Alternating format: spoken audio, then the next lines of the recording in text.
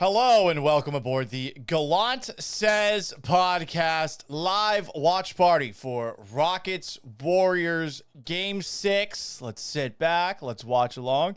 If you're a Rockets fan, you're welcome. If you're a Warriors fan, you're welcome. You want to talk shit? Go ahead. Let's have some fun. Hit it.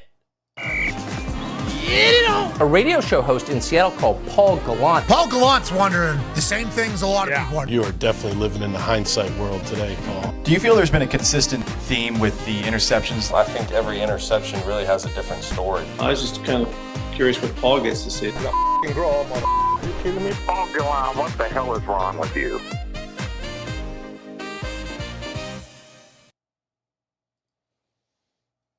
What's up, y'all? So here's the deal. I'm about to change the view for a little bit. I'm also going to go make myself a margarita. I'm listening to the broadcast of the game on my headphones for the TV that is up right above this PC console. Let's have some fun.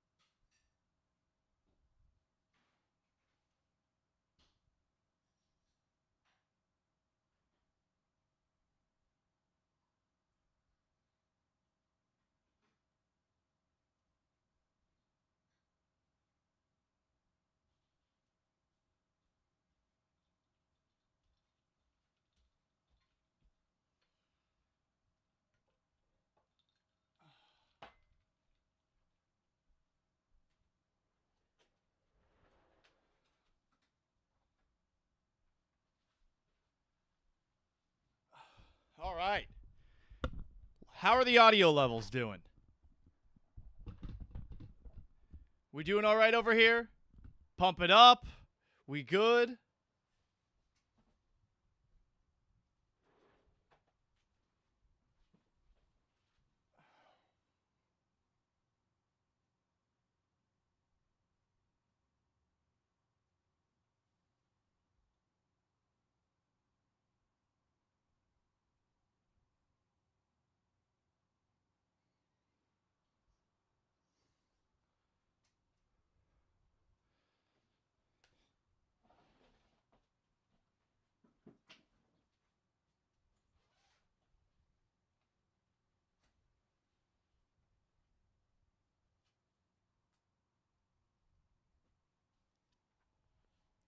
Yes, Ryan. This is a pillow that I bought when I was doing Mad Radio with Mike Meltzer and Seth Payne. Seth and I were talking over each other a lot, so I brought this. There's a scene in Breaking Bad where they're all trying to give Walt an intervention so he doesn't die. And Skyler feels the need to introduce the idea of a talking pillow. I don't know why that moment stuck with me, but this was supposed to be the talking pillow for Mad Radio, mornings 6 to 10 on Sports Radio 610. The show did not last. I was the first one taken out back. So there we go. Ryan says the audio levels are good. Huzzah! All right. G asks, did Devin Haney lose? Here's the thing. I have no idea who that is. Is that a fighter? Should I know who that is? I apologize. I do not know that. Let me get my laptop up so I can actually read these comments. Game starts. It said it starts at 8, Van, but NBA games never start on time. So here we are. Whew. All right.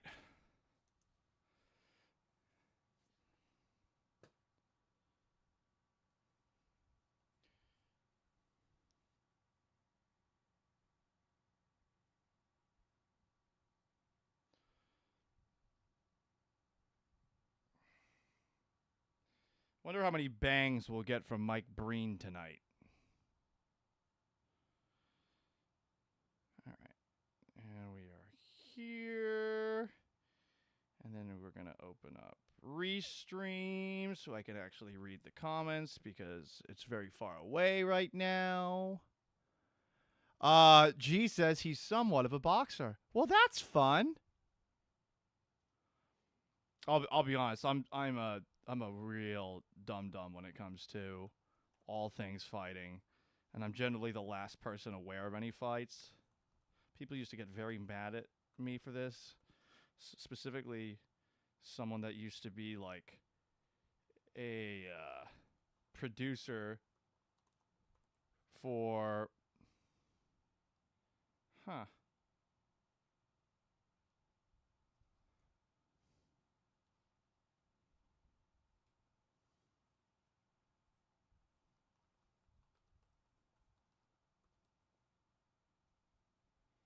There we go. Okie doke. Now I can actually see what you guys are saying on this bad boy. We got a rundown open. I got my game notes thing open. We are ready to go.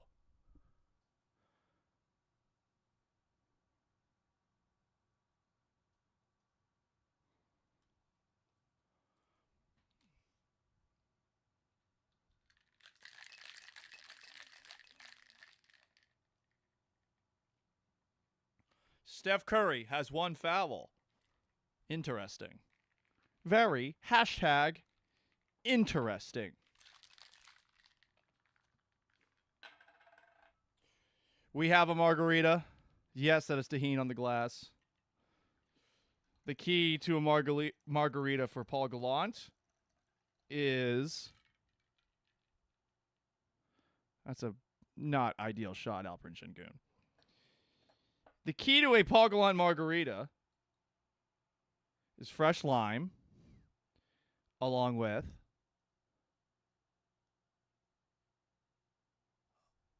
a little orange liqueur, 4 limes.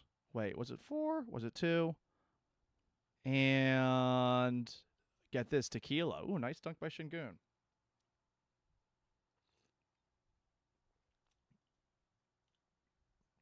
Not bad. Good lime to tequila ratio. All right, I'll take Jimmy Butler taking that shot every single time.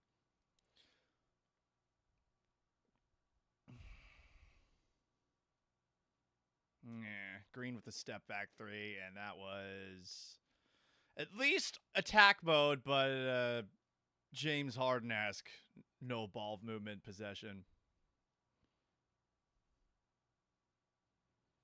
I mean, wide open. He's got to take that. Yeah. Not surprising that Draymond made a wide open 3. So it's 3-2 with 10:18 to go for those who are watching along. I might be ahead of you, might be behind you. What is that by Dylan Brooks? I do not like the shots that I've seen to this point. From Şengün, from Green, from Brooks.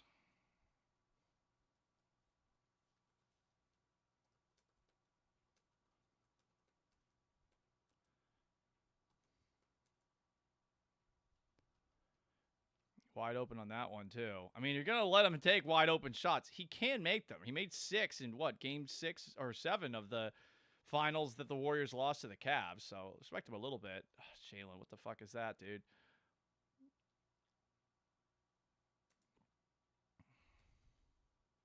Fred VanVleet still hot. That is a great sign. Great sign.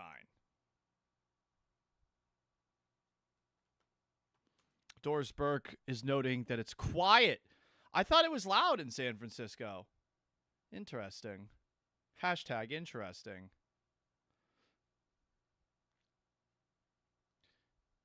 Oh, great. They're complaining about getting to the stadium on time, just like we do. Whoever the extra color commentator is, the non-Doris Burke one, just made a point of talking about how, you know how hard it is to get to this stadium at 6:15? Yeah, we had the same deal at 6:30. You know how hard it is to get to the arena when it's fucking Easter? Because we're a city that isn't full of heathens? I kid. Draymond Green versus Jalen Green. Ooh. Good job, Jalen Green.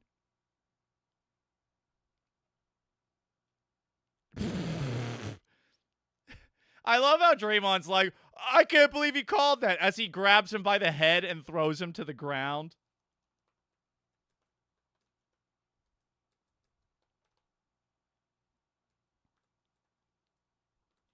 Ooh, flagrant act. That is a flagrant foul, if I've ever seen one.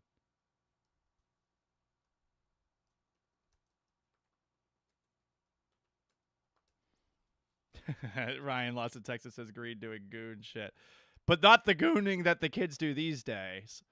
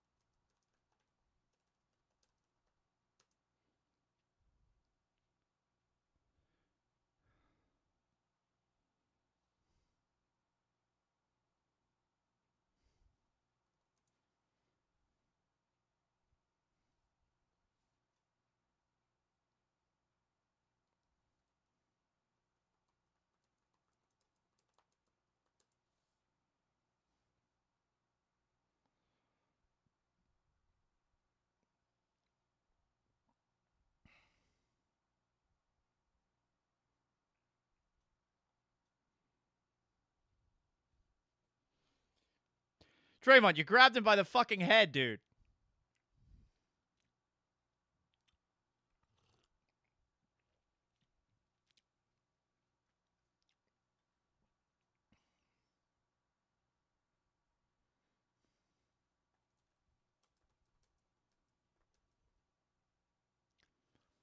Man, I can't believe that he's also still jawing at the referee. What are we doing here? That's rich.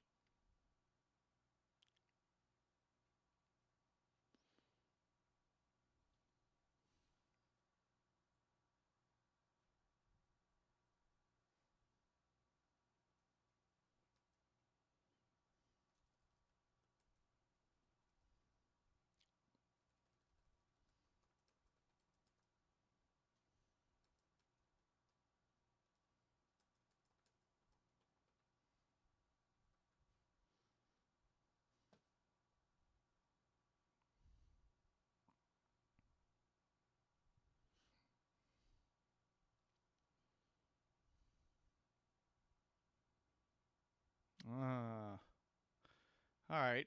So Jimmy Butler's alive. We'll see if Steph Curry joins the party in a bit. It's been a rough couple of games for Steph, to say the least. I'm wondering if it's the thumb injury. That's potentially the reason that he has been so... that should be an offensive foul. Oh, wow. Şenkün got away with that one. That might have been the ref saying, fuck you, Draymond. Stop talking shit to us.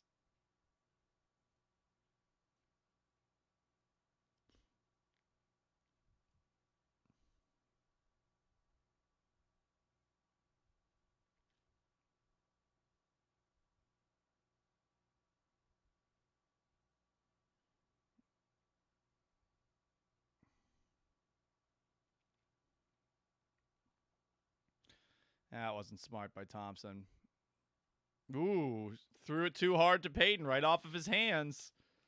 Didn't need to throw it that hard. He was wide open.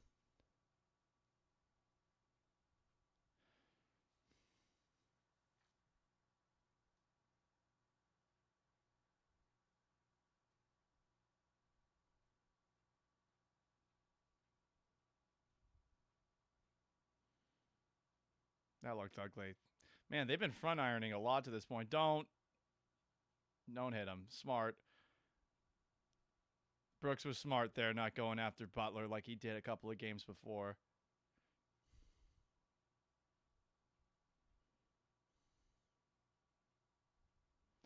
Honestly, Draymond Green doing that shit might have reminded Dylan, hey, I don't need to do that every single time. Okay, this has been a pretty rough start for Jalen Green.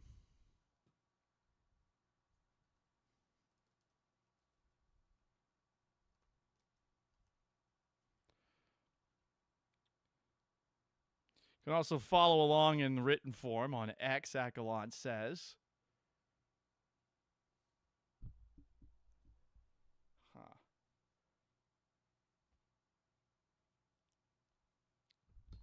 I'm going to move the chair over a little bit.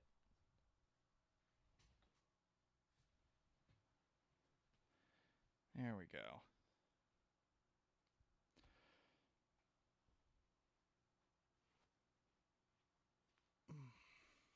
There we go. Now you can see me on Instagram at Sports Gallant. If you're an Instagrammer. Woo. Well then.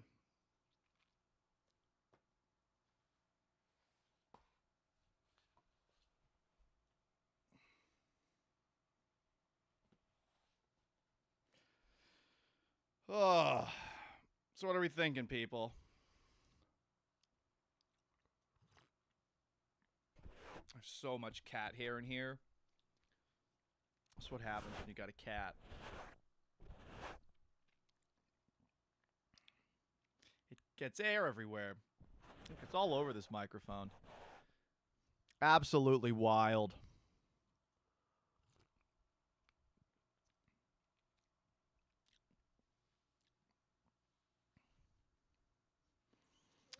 Man, they're making another Final Destination movie.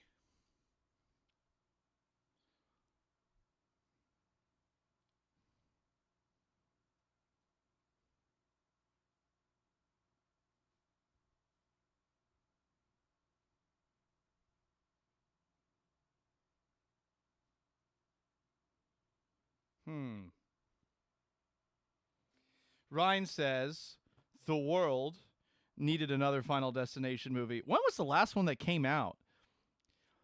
The deaths in those movies are insanely gory, and they always have, and you got to give them credit for that. Michael McKenney asks, what you sipping on, Paul? This is a margarita made with tequila that are friends of the station, which the name is eluding me right now. Some more comments here.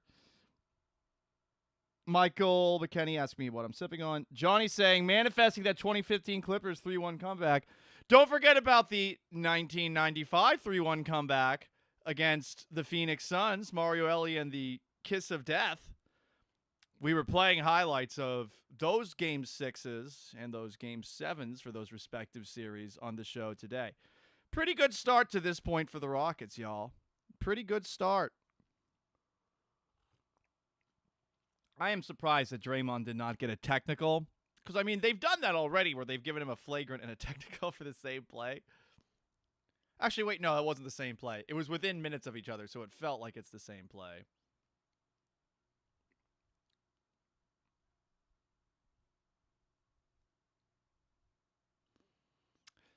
You know, there's been a lot of bitching by both fan bases about the physicality, but honestly, I think it makes us all seem soft.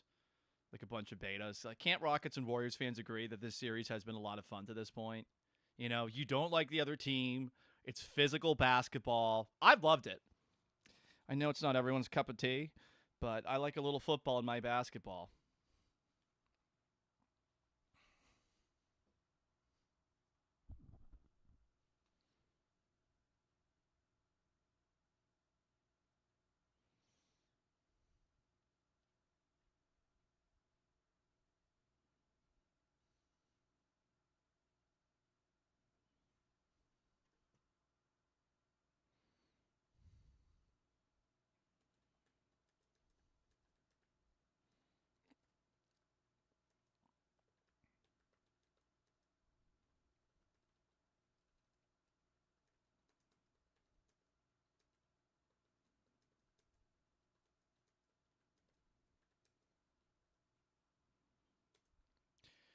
Really nice start for Şengün to this point, gotta say. Ryan says, Draymond looks like he has questionable substances in his beard. Either grow it out or shave it off. What? Was that Pajimski? No, it was Curry. Okay, well, that's not good if Curry's going to start hitting those because it's been a little bit. What do you mean? Like, I thought he just had gray hairs in his beard. That's the reason I've shaved is generally. I might be growing it back out because my godson likes it when I have crumbs on my face. Okay, well, that's how you take a lead. Shit, that was pretty quick.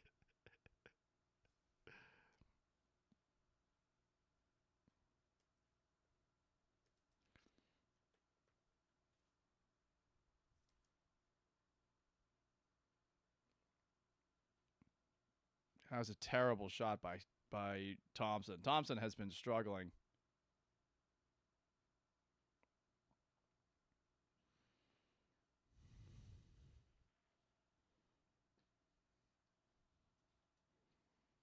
Yeah, Pajinski does that bullshit.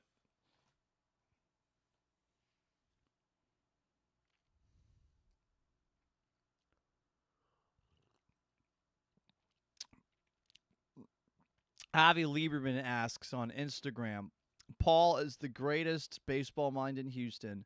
When the big money comes off the books with the bad contracts, should the Astros chase newest Houston member, newest Hezbollah member, Kyle Tucker, and get it back? They won't. Nah, he left. Let's keep on going in-house. Zach DeZenzo or Cameron Smith, you know?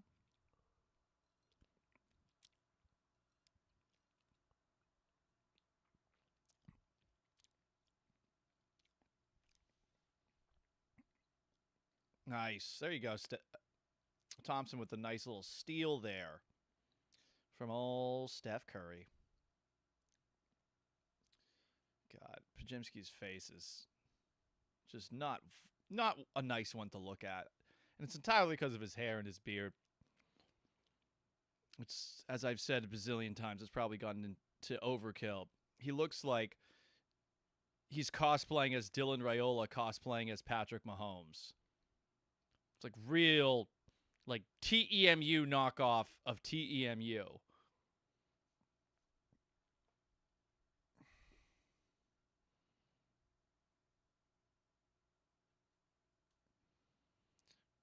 No one can stop Steven Adams. I would love to see, everyone's been talking about the 100 men versus one gorilla thing, which the men would win easily if they all attack at once, which I'm assuming is the idea. But I would love to see 5 men go up against Steven Adams. 5 my-sized men. 5 guys who are about, I don't know, let's say 6 feet tall, 180 pounds. That would be fun. Ryan Lawson, Texas asks another Astros question. I am not in the room with 2 TVs. I'm in the office. Are you on board with calling Cam Smith home runs Cam shots? And furthermore, can we call a video of all Cam Smith shots, Cam shots, over the course of a career, a Cam shot compilation? I'll hang up and listen. Sure, I'm okay with it. Oh, Jesus, Pajemski with these fucking charges. Pajemski is like 4th grade me playing basketball, where I was just terrible at everything else. He jumped up in the air. His heels were up, that's for sure. Oh, goodness.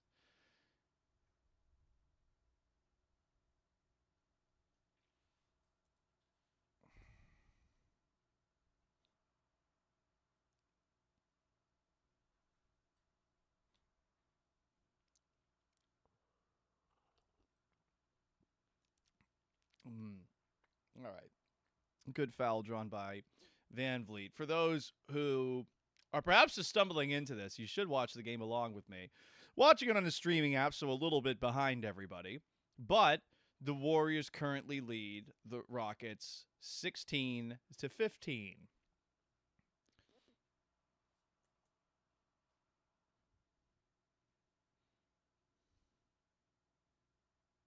Tie game.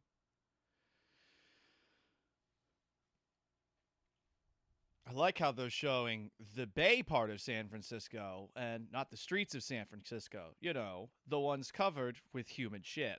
But hey, I mean, the Golden Gate Bridge is pretty sick. Want to hear an insufferable bougie thing? One time, your boy was riding in a Ferrari while hungover, convertible Ferrari, going across the Golden Gate Bridge. Highly recommend. Once in a lifetime kind of deal.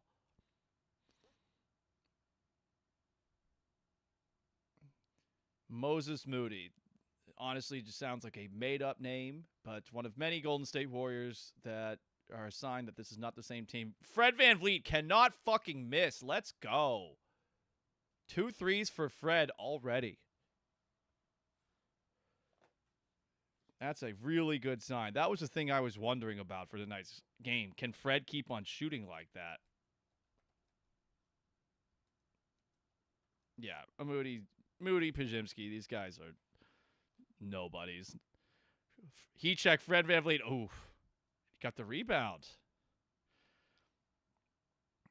I mean, so it's VanVleet and Şengün really carried the Rockets to this point. That was terrible by Jabari Smith.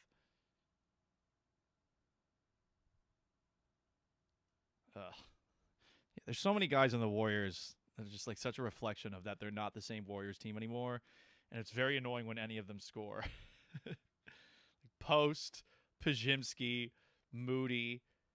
At least I recognize Peyton's name because his dad was awesome. Okay, Tari Eason. Per Tari Eason's mother, Tari Eason would be the 2nd best player on the Warriors. She is quite the shit talker online. Another commercial break.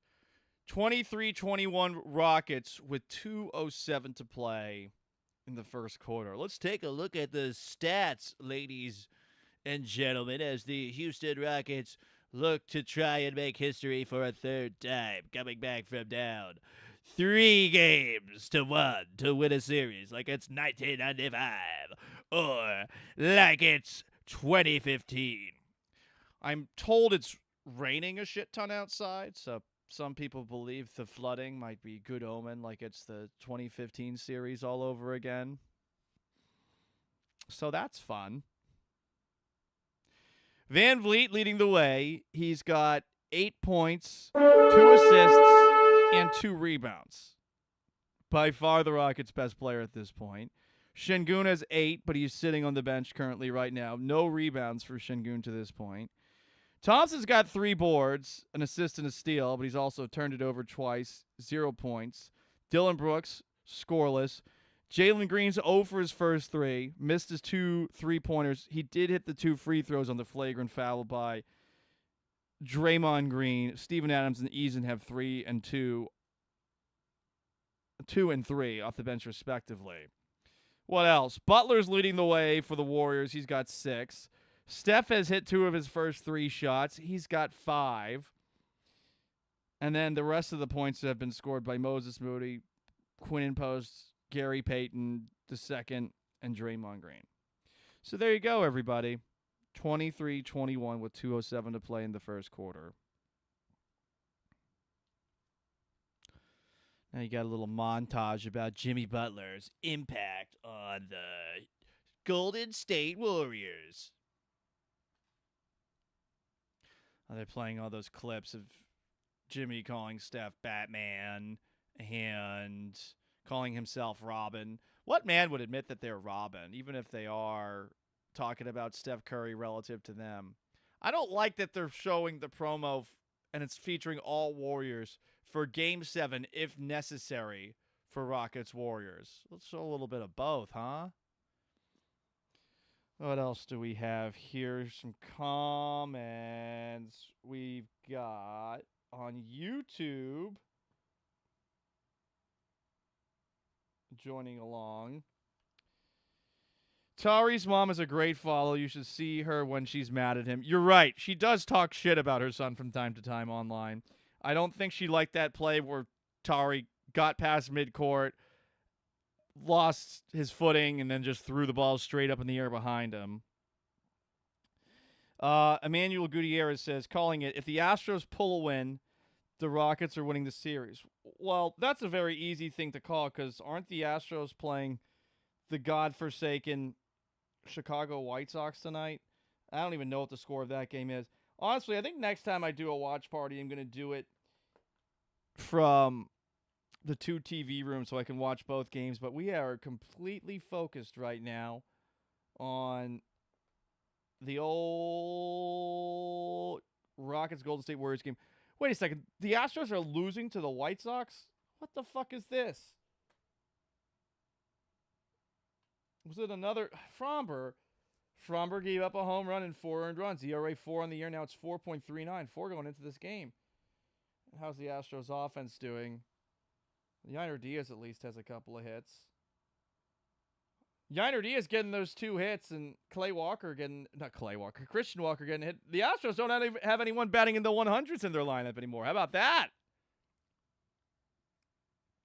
Everything's looking up, baby.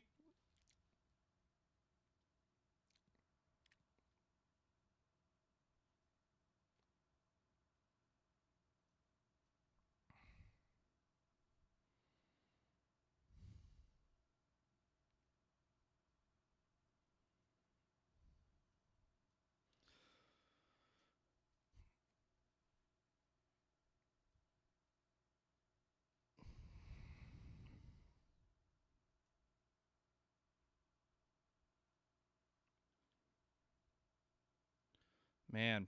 All right, so Steph's still not red hot from outside. That's nice. It's very, very nice.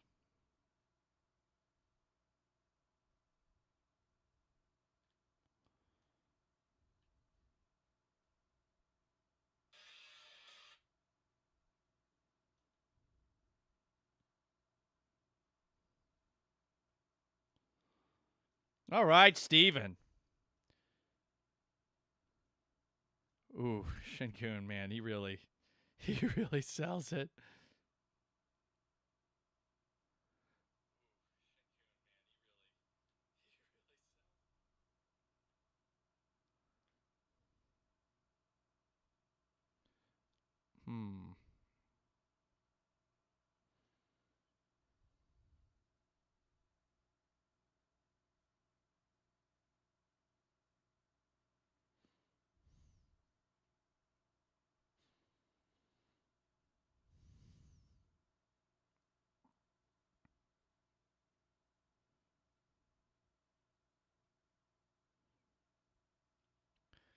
Yeesh.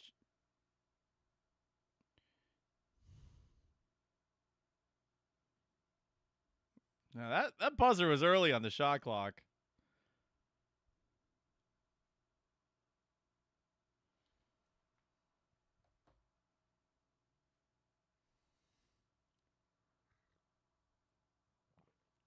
Little iced coffee.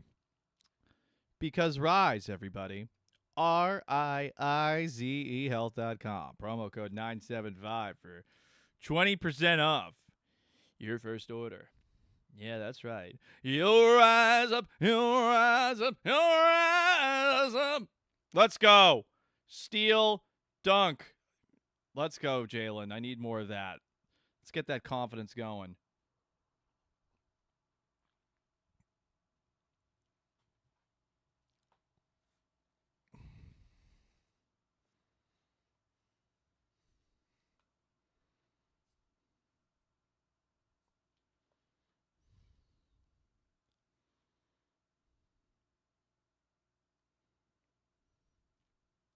All right, 10 seconds to go. 25-21, Rockets last possession. Let's see. Come on, Jalen. Attack. Oof.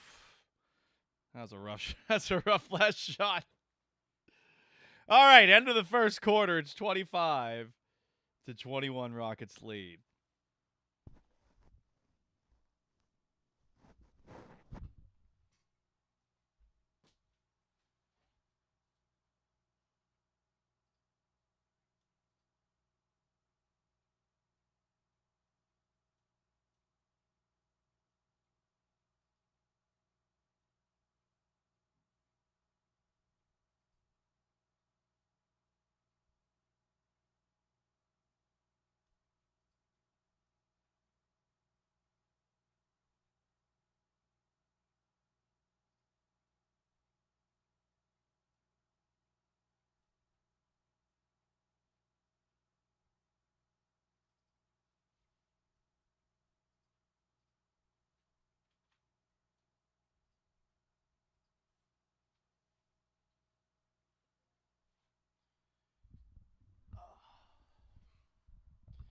You know, this is going to sound like a classic white people take, but I do wish that Jalen Green would enunciate a little more when he talks. That little commercial he does for, what is that, Wingstop?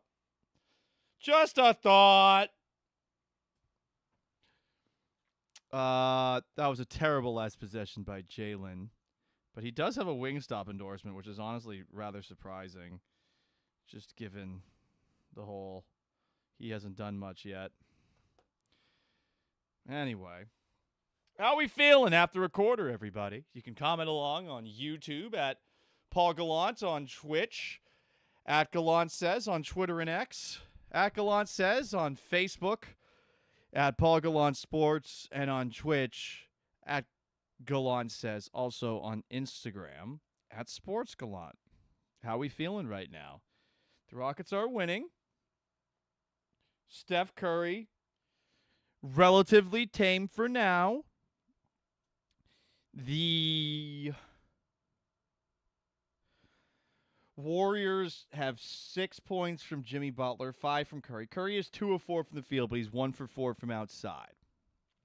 Meanwhile, for the Rockets, it's really just been Fred VanVleet, who's still hot from outside, 2 for 3 from deep, and Alperen Şengün, who has 8 points and now 3 rebounds plus a steal.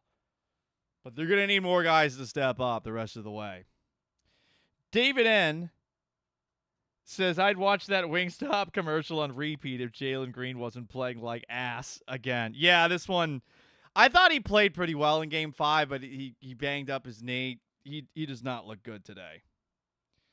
And you hate to see that, truly. Anyway. Posting something to my Instagram story. My Instagram for you, I think, is definitely a sign that perhaps I'm a little bit too much of a looky-loo when it comes to strong, powerful, independent women. But yeah, guys, what can you do? You know, what can you do?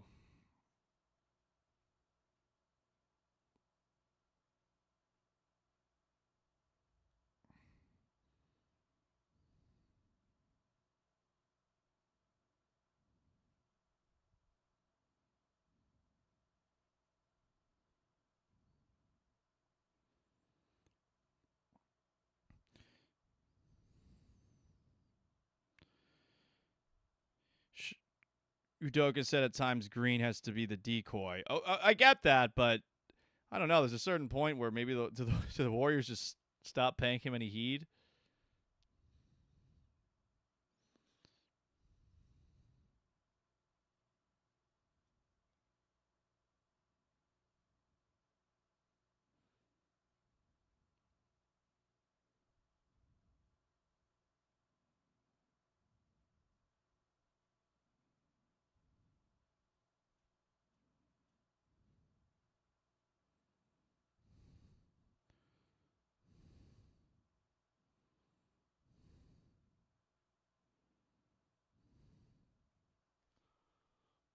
All right, let's pour a little more margarita.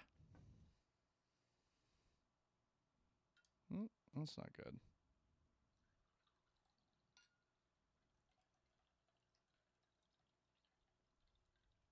Ha ha ha. Mike Breen. Pain in the arse. Just say ass. Glute. Muscle. Contusion. That's what he's dealing with. All right, this is the tricky part. I think sometimes when I'm watching things, my hand shakes. Is it a sign of a lack of caffeine, or is it a sign of a lack of alcohol? I guess we'll never know. The Irish inside me thinks it's the latter. Aaron Holiday's in. Okay, Aaron Holiday. Jesus Christ. We're going to shoot from there? Fuck, dude. If you keep making it, go ahead.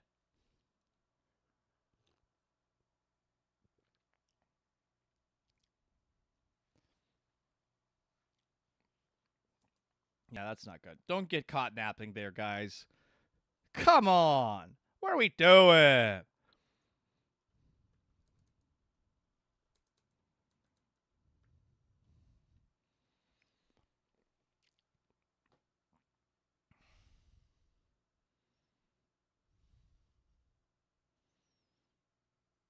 Steven Adams is just so huge. I feel like Adams could break the backboard. And I'm not sure many players in today's NBA are still capable of doing that. Yeah, that's right. Foul. Great catch by Fred VanVleet in traffic.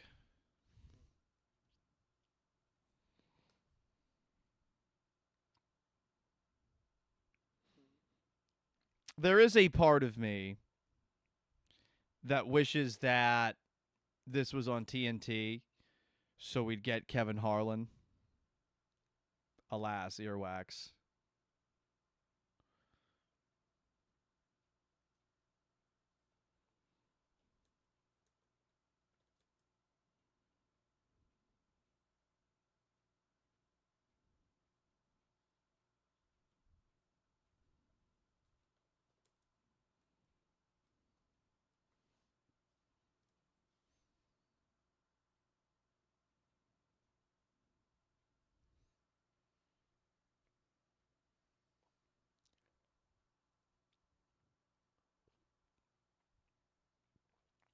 Ooh, we got some refs you suck chance.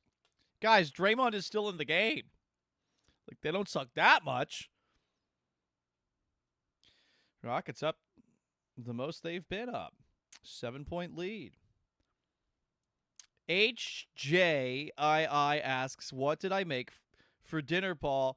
I went to Costco, and I have a rotisserie chicken. I had all the drumsticks and the wings part of it already. I just, like a complete savage, got home. I was starving. Just ripped the drumstick and the wings off of it and ate it right there. I have some left over. There we go, Jabari. And I'm going to mix that leftover with a little salad that I've got. I have this salad mix. It's like the spring mix. And it also has this little concoction I put on top of it where it's got radishes, scallions, celery, a shredded carrot that I do with, the little grater, and cilantro, plus mangoes, and a dressing.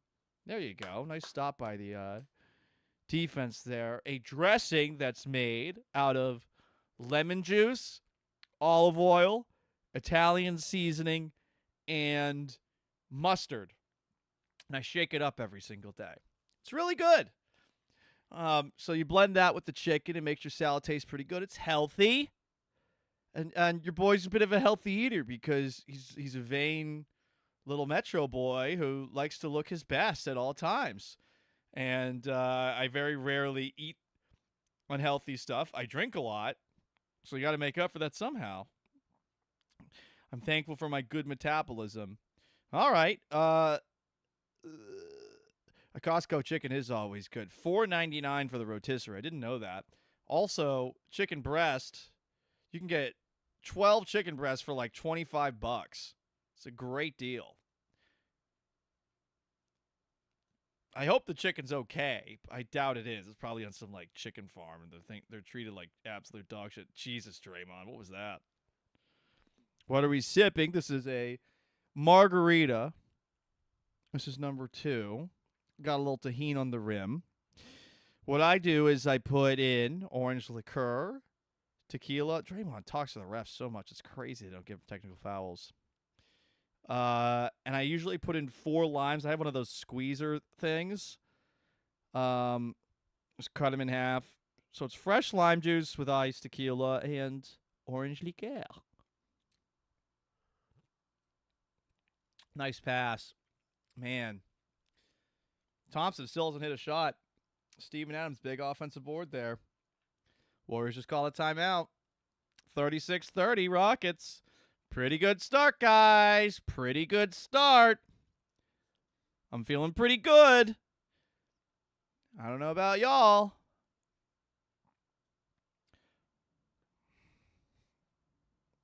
And then we've also got a little iced coffee here. HJII says on Instagram at Sports Gallant. El Tiempo, Paul. Yeah, El Tiempo's good, man. Those El Tiempo margaritas that they've got at Minute Maid Park, I mean, they might cost $8,000, but they're pretty good, man. They are pretty good.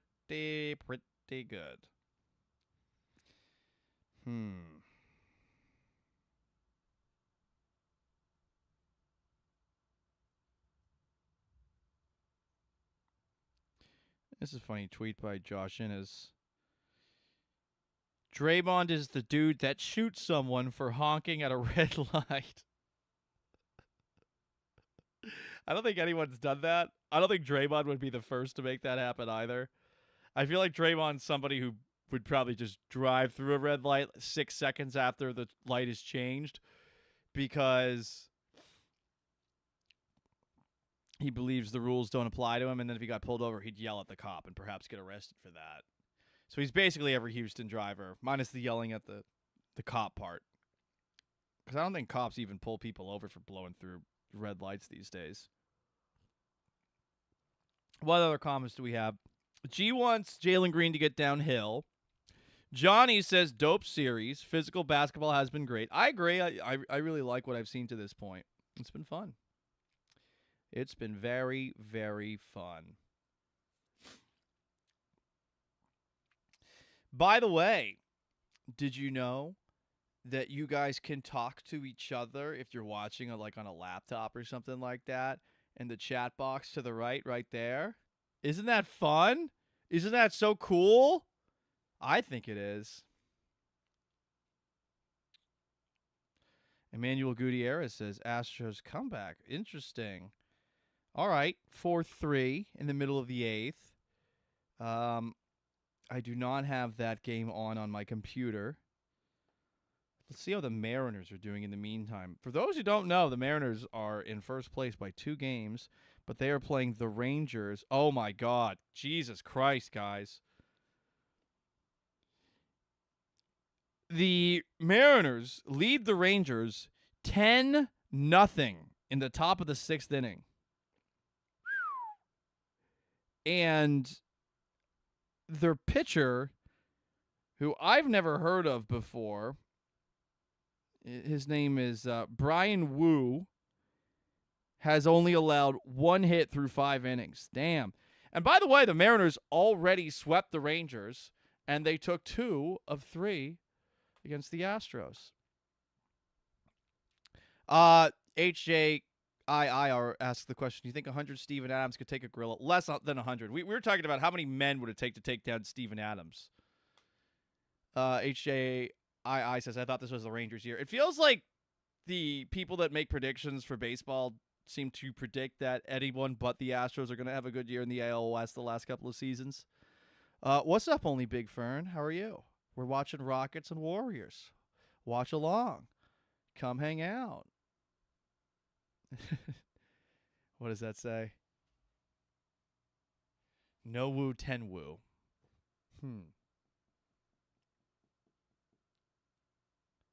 Curry was open for 3, and he missed it again. Man, he has, again, I feel like it's going to happen at any moment. Bad turnover, pass to Thompson. Oof, damn. Jeez, that looked rough for Thompson. Thompson is pretty slow to get up. That's just something I've noticed the last couple of games. But this looks pretty rough.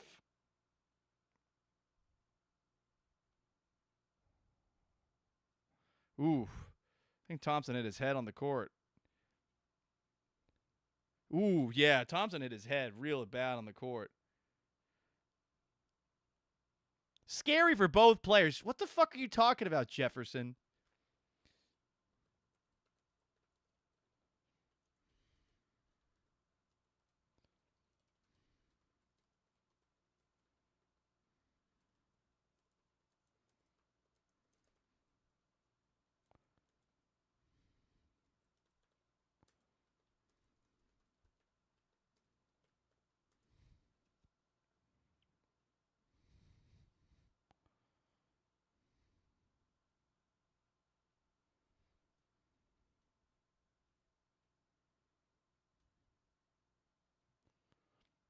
Oof.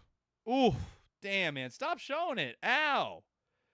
Thompson's a fucking G for getting up from that. It's not just he hit the back of his head. He hit his head on the padding, too. I think that dude is playing through a concussion. Let's see if this wakes Thompson up. Because, yeah, now he's got to hit free throws. Texans Tangent asks, yeah, so my words are appearing on the screen? Yeah, dude. Technology indeed. I'm told that it doesn't look great, and if you're watching on your phone, which most people do these days, it might not be the most viewable thing, but yeah, guys. You guys can chat with each other cross-platform. Well, not bleeding from his mouth. Ryan Lost in Texas points out, my wife keeps saying how cute Amin Thompson is, thinking about putting Desperate Housewives on in the living room and moving to the media room to watch the rest of the game.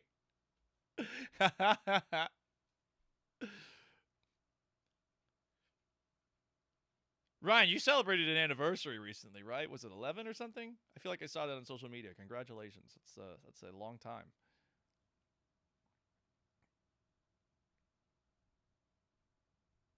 You know, while we're appreciating the looks of men, I feel like Steven Adams, good-looking tall man. As someone who gets rather annoyed when women go after the talls, because sometimes talls aren't exactly the most handsome. That's a good-looking guy. He's like a more muscular Jason Momoa. Jason Momoa, low-key, not as muscular as you'd think. Anyway. Yeah, congrats, Ryan. 11 years. There you go, man. You almost lasted as long as my parents. They were 14. And now my mom just celebrated her 15th anniversary with my stepdad, who is an amazing stepdad, Scott. I love that man. Love my dad, too. Just, you know, not everyone hits the stepdad lottery.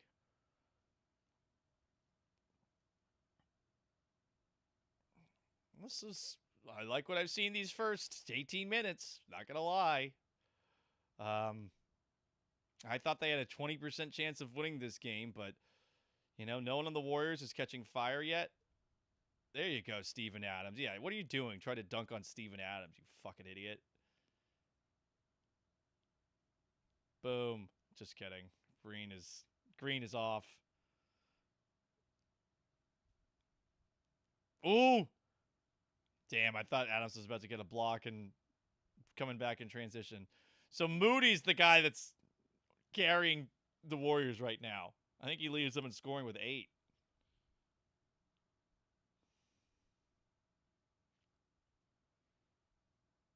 Texas Tangents. Gallant is jealous of Aquaman. No, not really. I mean, I'm jealous of the money he makes and the fame he has. And the ability to grow his hair as long as he does. Yeah, I guess I am. I mean, who wouldn't be jealous of an actor?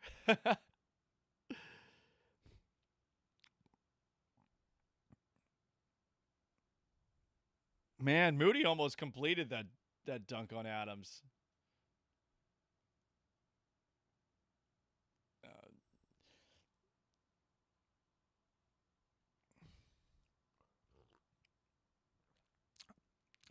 B. Hannon says, surprised I'm not somewhere in the Heights. What are you drinking tonight? It's a margarita. Only Big Fern. Yep, that's right. It's a margarita. No, I don't do a very good job. What is Steve Kerr bitching about? Technical foul. Does everyone on the Warriors get to just fucking yell at the refs?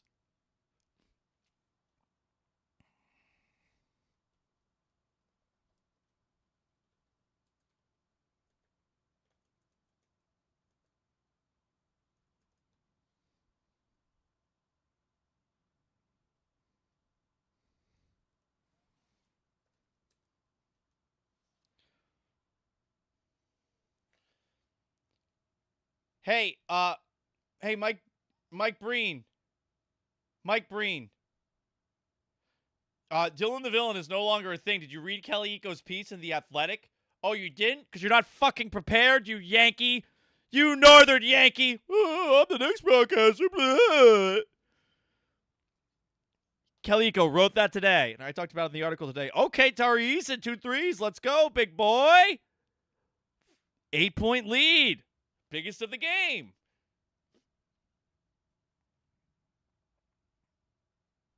Ooh. There we go. Sorry for the vaguely sexual noise. Jalen Green. Yikes, dog. Dylan Brooks. 10-point lead.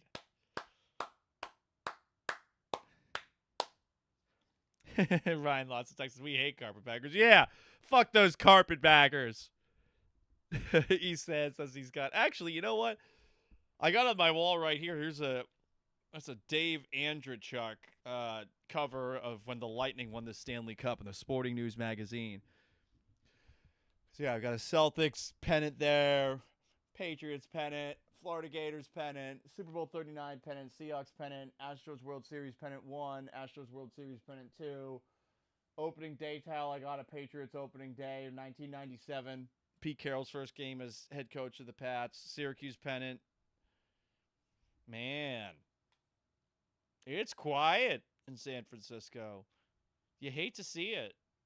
I thought they were a really good crowd and it was loud and that they had really good fans that aren't pussies.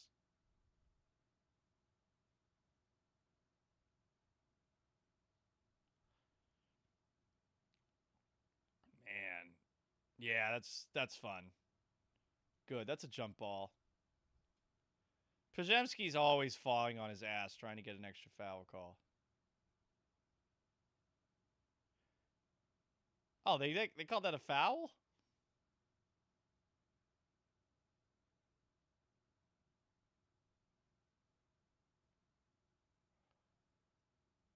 What did they call here? Okay, they did call it jump ball. Texan tangents. You're just pointing to stuff. Those things aren't really there. That's true. None of those things that reference my time outside of Houston are there.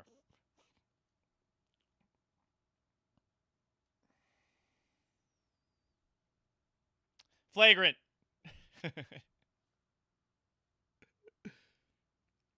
Steph has 3 fouls. Ryan says I'm 10 seconds behind him. Yeah, I'm assuming so. I'm watching this on the streaming app. I've been thinking about going to cable. Fubo TV is $120 a month.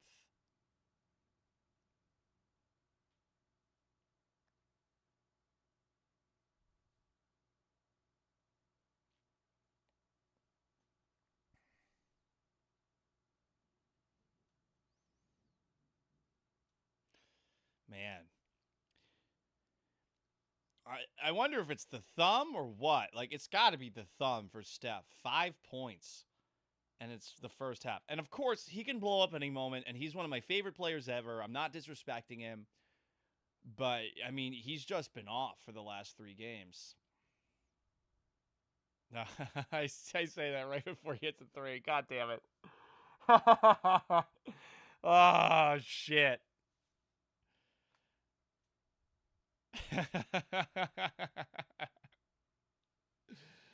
I should have been surprised by that. Oh, man. Thompson's struggling, too. I do love that there are 2 Thompsons in the NBA. So I can think about the Thompson twins and their one-hit song, Hold Me Now. I had a future. And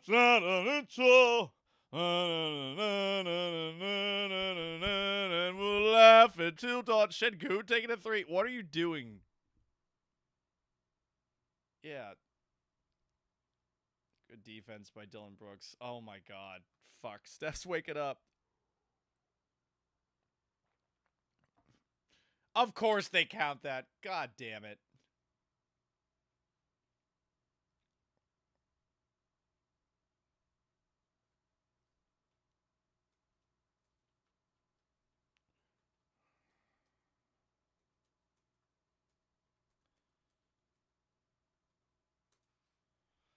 Yep, I think Steph's back, guys.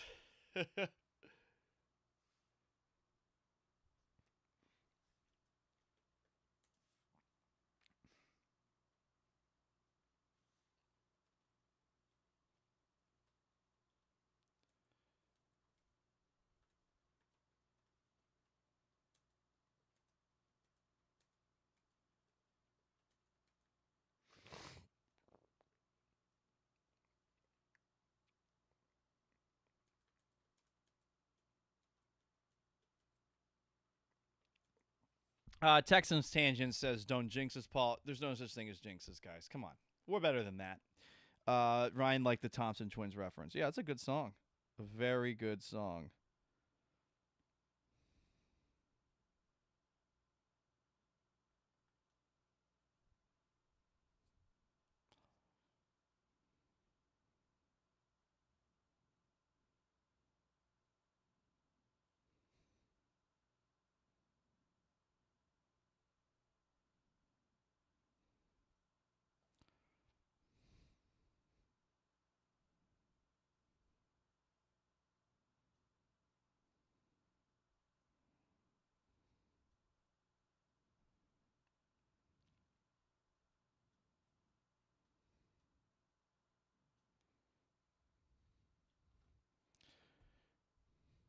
Hey!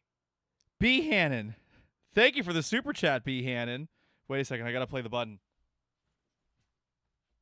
Paul, stop talking. Listen. Did you guys hear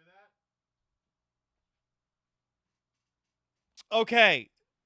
Dell is my age. I believe Dell is 36 or 37. He is not 43. But Dell from ESPN 97.5, I am not 100% sure of his age, but I'm fairly certain he is my age. Do you want me to text him? Should I text Sean? I don't think you ever ask anybody about their age. There's somebody that I used to work with in Seattle who was surprisingly 50 years old. And I got to say, the guy was very put together for 50 years old, but he was very paranoid about the idea of anyone finding out about his age. It was very random. But if I'm not mistaken,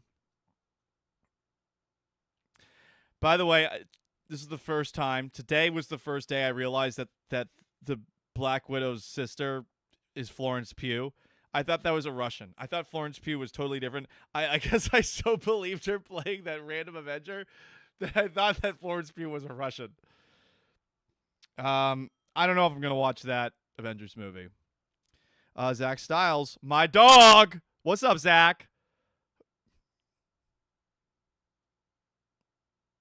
This is a Running Game clothing shirt. I don't think they make it anymore. It's been a while since I bought a Running Game Clothing shirt. Running Game Clothing is the original awesome Houston sports shirt website. Love them.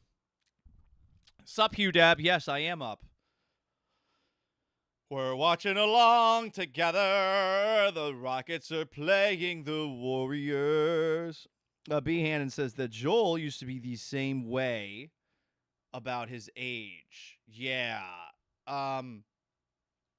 Listen, man, age is a number. As long as you still look good, that's ultimately the most important thing, right? That's at least what I think.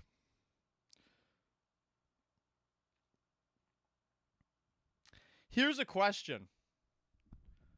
It's something that actually happened. So last night I went on a date with perhaps the most attractive person I've ever been on a date with. But this person on her dating profile, and this is actually how we matched, and I did not ever answer this question, but she said, if you got the COVID vaccine, you should not go out with me, which I did, and I haven't told her yet. I thought the date went great. I don't think she seemed, unhinged or anything like that. For those who don't know, I got that up in Seattle after consulting my doctor, and then my sister as well, who is a doctor.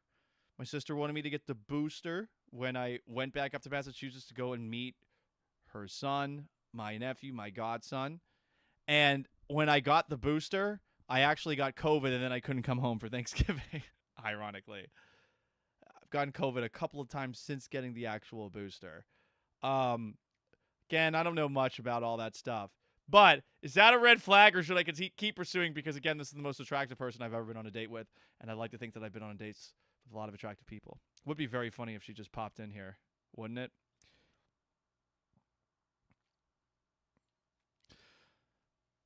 Shout out to my college bro, Steve Tokus, swinging by on Instagram. Sup, Steve? How you doing, buddy?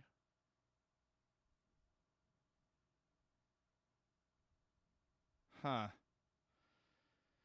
8-0 run by the Warriors the last 136. I mean, yeah, take the shot, Şengün. They're going to back off. Oh, God. He can't hit shots that are easy. It's weird. Oh, no. Oh, fuck. Tie game, and Steph's hot. That's a very bad sign. I think the Rockets might be screwed right now.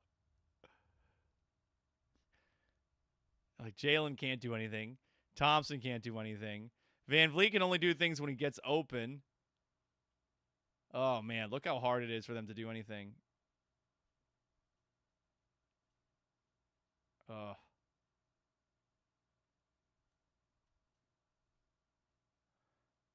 Yeah. At least Pajimski's fallen back to earth. That fucking guy. Flagrant foul because he dove at Jalen's legs. He's targeting his leg.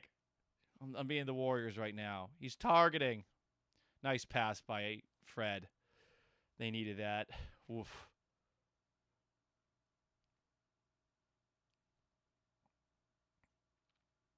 Texans tangent. B. Hannon says, keep pursuing that one. Yeah, I think I will. I was up in Vancouver, Washington during the COVID lockdowns. Yeah, I was in Seattle during the COVID lockdowns. Not fun, dude. Not fun at all.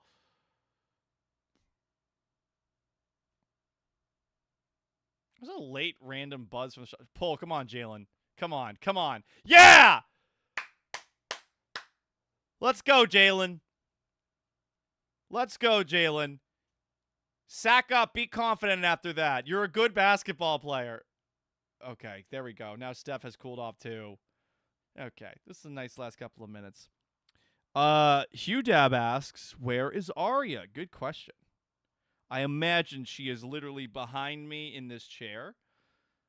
But we will see. She might be in the bedroom, too. I'm going to go look for her and harass her in a moment. My poor little baby.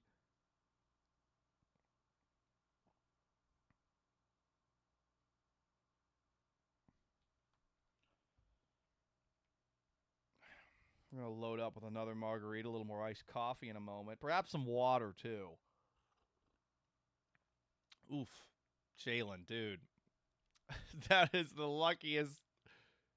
That is the luckiest possession. All right, nice little splurge by the Rockets at the end of this. Oh, get the fuck out of here. That's a foul? No way was he beyond the arc. B. Hannon says the crazy ones are always the best behind closed doors. I don't know if this is going to be like a hookup type. Just don't think that.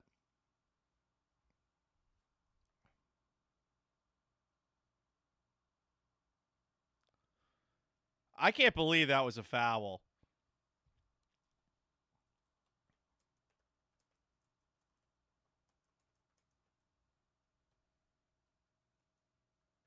Yeah, ball don't lie, bitch. I would never say that to Jimmy Butler's face, though, because I like Jimmy Butler. And I like Steph Curry. And I also kind of like Draymond Green. Don't hate me. Come on, refs. Figure it out. All right. 53-48 at the half. Daddy's going to make another margarita. I'm going to try to find out where my cat is. Perhaps I will grab some snickety snacks as well. Fun times, everybody. Fun times. This is the Gallant Says podcast on the internet, on YouTube at Paul Gallant, on Twitch at Gallant Says, Facebook.com/Paul Gallant Sports, on X and Twitter at Gallant Says, and on Instagram at Sports Gallant. Scooby-Doo-Boo-Up!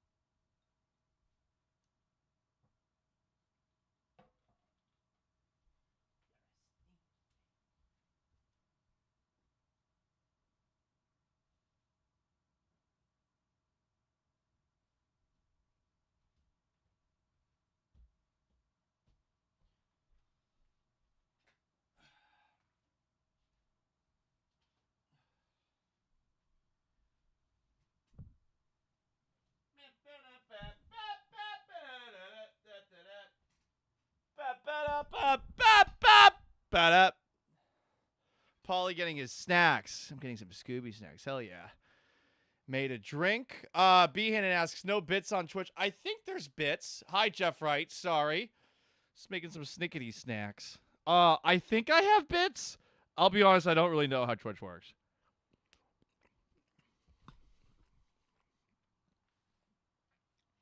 Was kind of funny hearing a couple of things at halftime. Specifically, Kendrick Perkins saying, tell Draymond the game has started.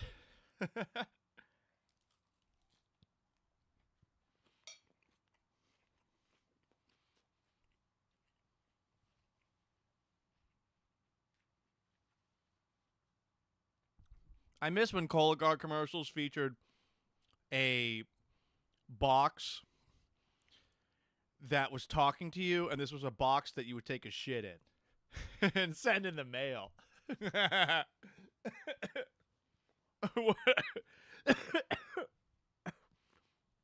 Laughing so hard I'm choking. There was something else said at halftime that made me laugh.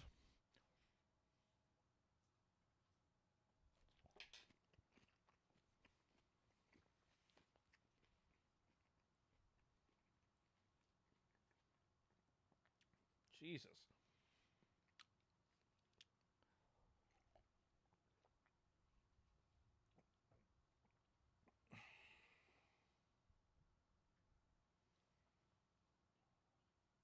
Yeah, I thought I had bits, BN. I just don't know what they do. You know?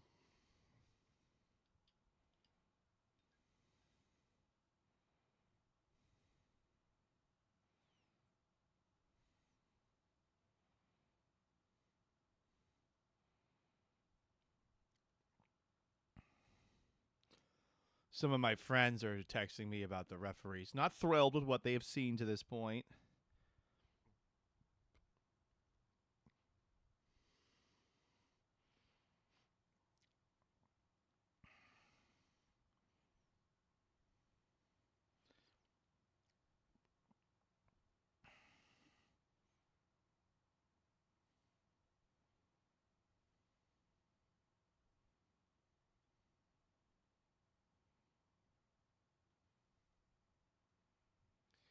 Oh, damn, Sim Sam. They lost 7-3 to the fucking White Sox. Jesus.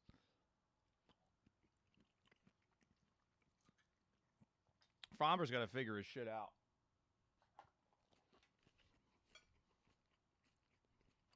Sorry, I imagine that's pretty gross.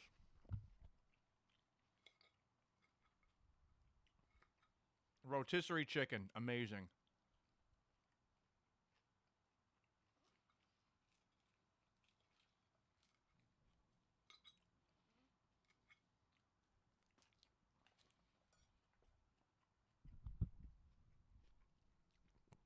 By the way, this is the tequila that I've been using for the margaritas I've been drinking tonight.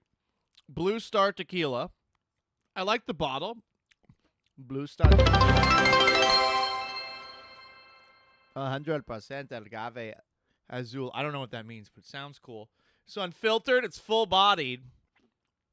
And it's made in Mexico. So we got another round coming. Just put it in the mixer. What I do. 4 limes and nondescript amounts of tequila, nondescript amount of orange liqueur.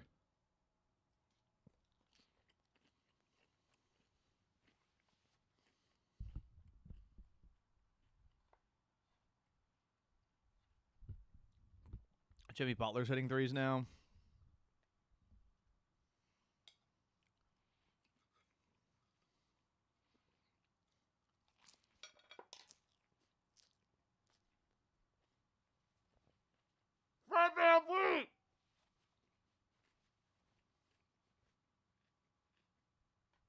Don't speak with your mouth full, Paul. Uh-oh. Got some open looks.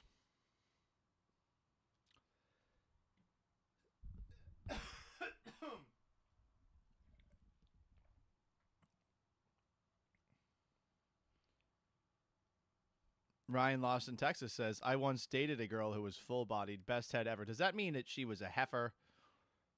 A large old lady? Listen, shout out to those who give. You know, the givers of the world.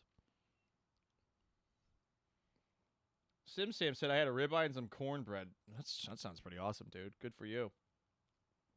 Johnny says some bad calls on both sides. I'm with you. I mean, the refs are going to do what the refs are going to do. I never think it's rigged. I generally think it evens itself out. I didn't like the foul at the end of the half on Jimmy on that and one. But I bet Warriors fans look at that foul on Fred VanVleet and are like, what the fuck was that? You know?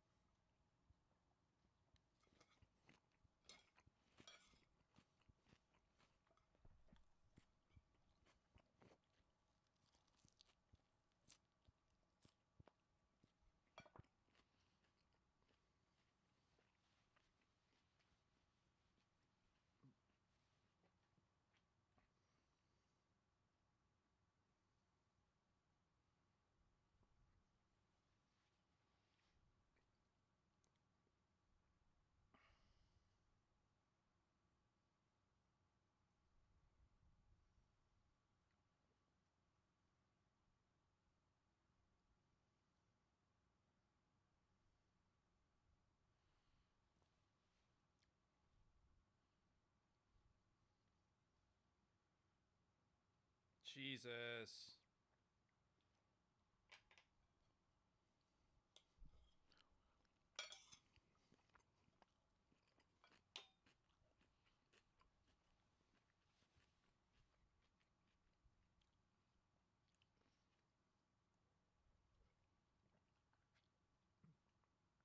Let's go, Amen. You need to start hitting shots.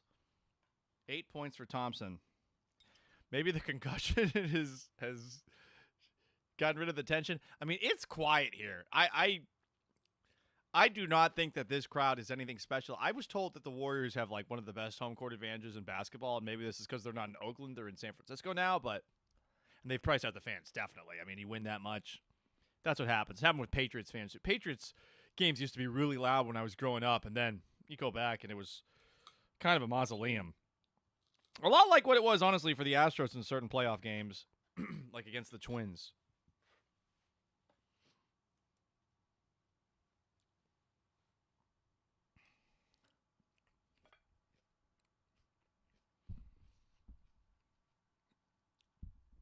I love Steven Adams so much. Fred. Oh, Fred! Let's go! Fred has been so awesome these last few games.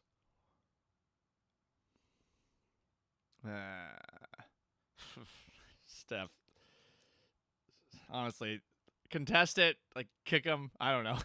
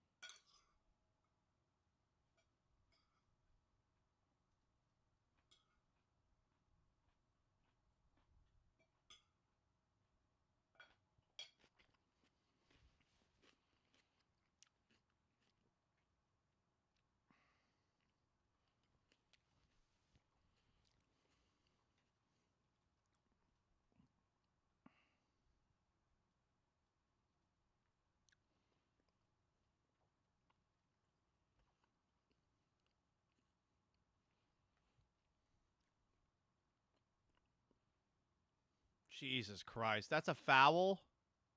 Man, Jimmy's been getting some generous and ones.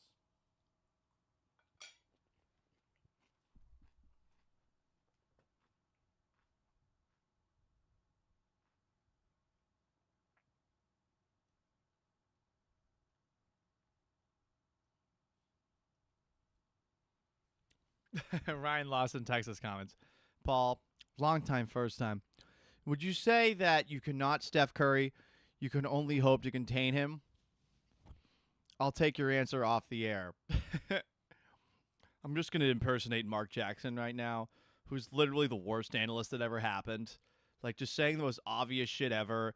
So it was this weird dynamic, and honestly, I think it was one of those things where people only had his back because... Let's go, Şengün. It's one of those things where I think that people thought Mark Jackson was actually a good coach because he was a black man that was coaching the Warriors before Steve Kerr did. Because I do not understand why people like Mark Jackson, especially when you hear his analysis on the broadcasting. Like, what's this stupid fucking catchphrase? Like, "Mama, there goes that man." And "hand down, man down." I mean, like, just truly dumb shit that he was saying. And I guess people liked it. They liked the familiarity of, the bullshit. And, I mean, Mark Jackson, talk about, like, just saying the most obvious stuff. They say this about Steph Curry. You can't stop him. You can only hope to contain him. And then Jeff Van Gundy would make, like, a reference to the Revolutionary War, which I was very much appreciative of. I love Jeff Van Gundy. Oh my God, Jesus! That is terrifying to see Steph throw it up at any point.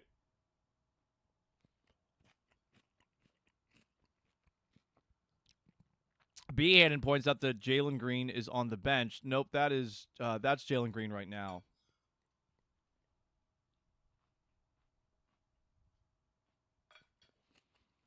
B. Hannon, do you think all black people look the same? Shame on you. Shame on you on the Twitch. G says tipsy, Paul a bit unhinged. Well, you guys know what unhinged me is. You guys know what unhinged me is. Come on. This is not unhinged. This is not tipsy either. Ryan Lawson, Texas. This is leftover rotisserie chicken from earlier, along with the salad I was describing. That features baby spring mix, a grated carrot, good foul draw, Jalen, nice job. It also features celery, cilantro, the green onion stick, and radishes, and a little chicken. So there you go. There you go. Neon Tiger asks, who's winning? The Rockets are winning. Ryan Lawson, Texas says, we got to get you some real food at some point. Ryan, maybe you guys don't understand this, but I'm what is called smoking hot, Just an incredible body. Honestly, it's not as good as I want it to be right now. But since it's not as good as I want it to be right now, wait, they're making a Karate Kid movie now? Spin-off of the TV show? Oh, okay. There's like 3 more seasons I haven't watched. Honestly, an enjoyable show. But I have something called a figure I'm trying to watch. So, yeah, I eat healthy. I eat like shit on Saturdays and Sundays. That's my one rule. Because I have not gone to the gym for a couple of weeks, and I'm, like, honestly loathing myself because I haven't. So there you go.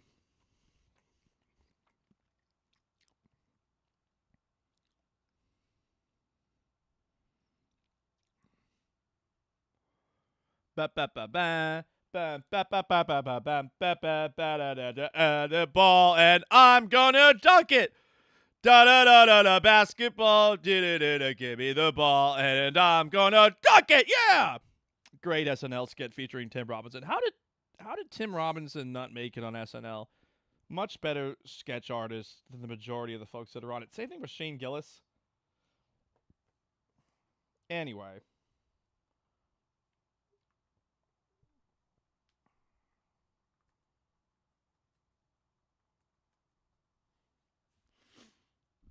Let's see. Brad Baker asks, thoughts on the city of San Francisco? That's on Instagram at Sports Gallant. You know, San Francisco, it's got a bay, it's got a bridge, and you know what the best part about that bridge is? You can drive on it and leave. I highly recommend doing it in a Ferrari convertible with the top down, mostly. If you have the means, of course. If you have the means, which I don't. So get someone to do it for you. What else do we have here? People are texting me, Paul, why aren't you out watching the game? Why aren't you out? Why aren't you out? And the reason is because I am sharing with you. I'm sharing my thoughts on the game that I'm watching in action.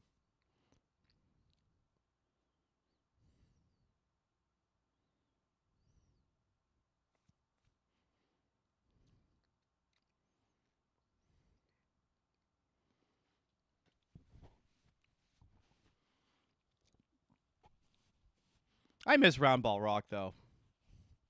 You know, I know it's coming back to when basketball returns to TNT, but Round Ball Rock with John Tesh, amazing.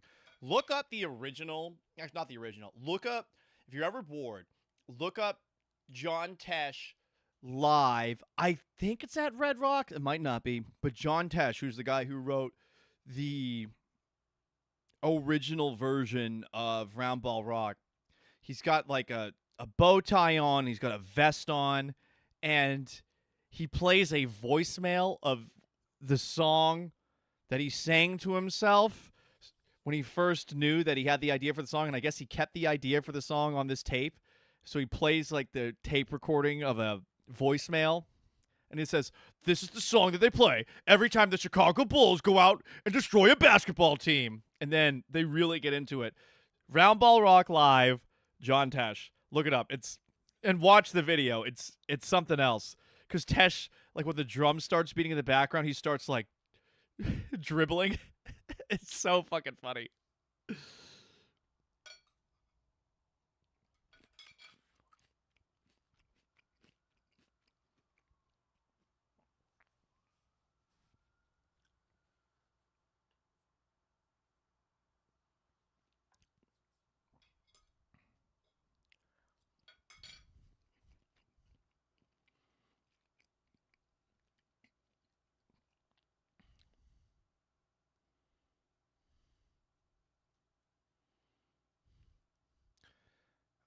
Şengün's been taking a lot of those weird shots. Steven Adams almost got the offensive rebound again. Very close. Up. Clean up aisle my shirt. Oh, God. Steph has 5 threes.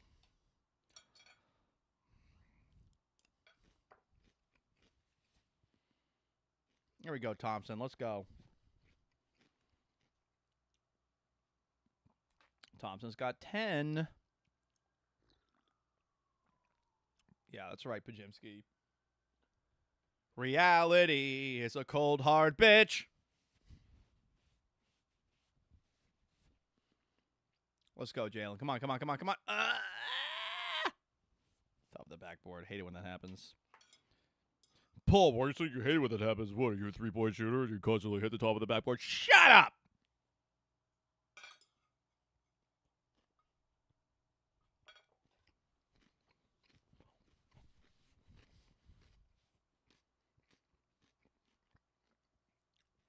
I think there's cat hair on my napkin. Not ideal. Yeah, that's right, Pajimski.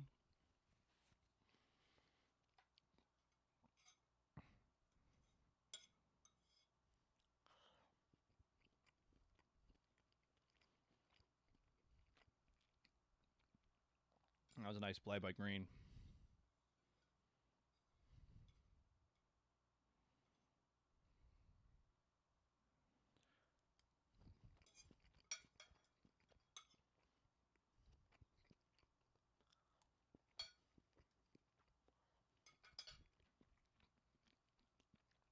Sub green out after a block shot. Interesting.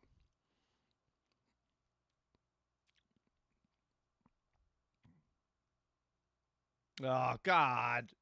Yeah, that's right, Pajimski. You're not good. Fuck off with your doing things that good players do. Yes! Hustle points. Oh! Hustle!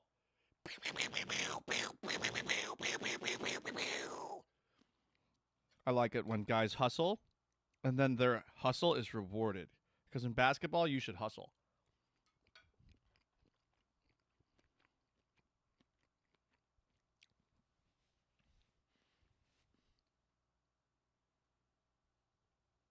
Hey, Doris, Jabari is good at the corner threes. Tell me you've never watched the Rockets without telling me you've never watched the Rockets, huh?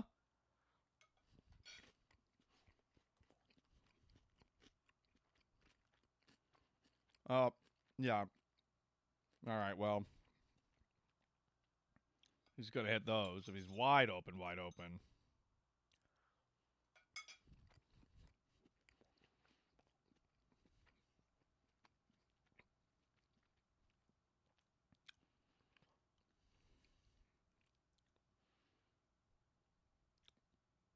Let's go, Steven Adams. Smith! Yes! Oh, I'm sorry, Spurg. I don't think Jabari Smith can hit that shot. She did not say it like that, but, you know. That was a nice pass.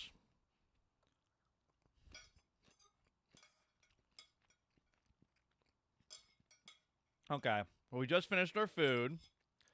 I feel good enough that I can absorb some of the alcohol. I'm going to continue drinking. And I'll be right back.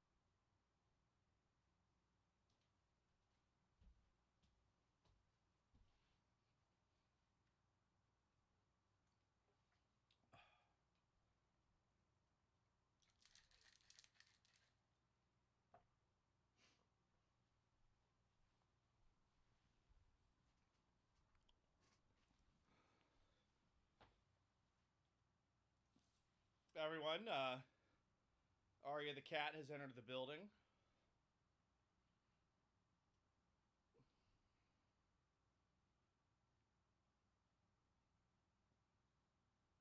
What's up? How you doing, Bob? M&D Production says, first time I'm ahead of you in a stream. Well, that must be nice. That must be really nice, you know? Anyway. Ari, what do you think about the game? Are you mad? Did you think I was going to give you chicken for my plate and I had none? Is that what you thought? Boop. She hates it when I hold her. Absolutely hates it. Brad Baker says, cats, very San Francisco of you. Well, I feel like that's a homophobic slur without saying a homophobic slur, sir. Cats are great companions, I've been told. Thus, I have one. Is it also partly because I'm a borderline alcoholic who's probably too irresponsible for a dog? Shh, it could be. It could be. Ryan Lawson, Texas, comments on Twitch now. Sarah just asked me, that's Ryan's wife. Ryan's wife. Is Paul the guy afraid to play me at Madden or NCAA football? I don't have either game. I can't play video games anymore because specifically football video games, I lose my mind and get really mad. As someone who has a very short fuse, like I can't handle it when like I fumble because if it was real football, I would never fumble, and I just can't understand how anyone ever fumbles. All right, Arya. You've been a good trooper. Arya, say hi to the camera for everybody. Can you wave? Can you wave? I'll let you go if you wave. That's Arya waving. Bye, everybody. Bye-bye. I love you.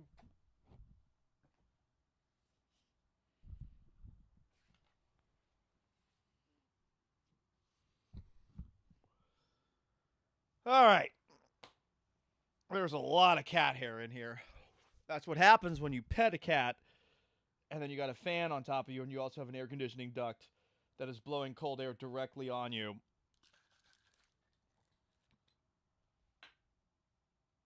We are on to round number 3. I can't count. Shh. Paul's not drunk. Stop being mean. Oh, Paul's Irish. He can't handle his liquor. Shh. Shh.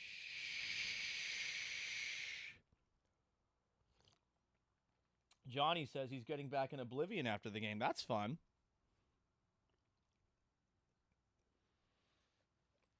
Again, that's another video game that if I buy that game, I'm not kidding. When I had just graduated from high school, I used all my graduation money to buy an Xbox 360. I lied to my mom and said that I got it from a friend who gave it to me for college. And I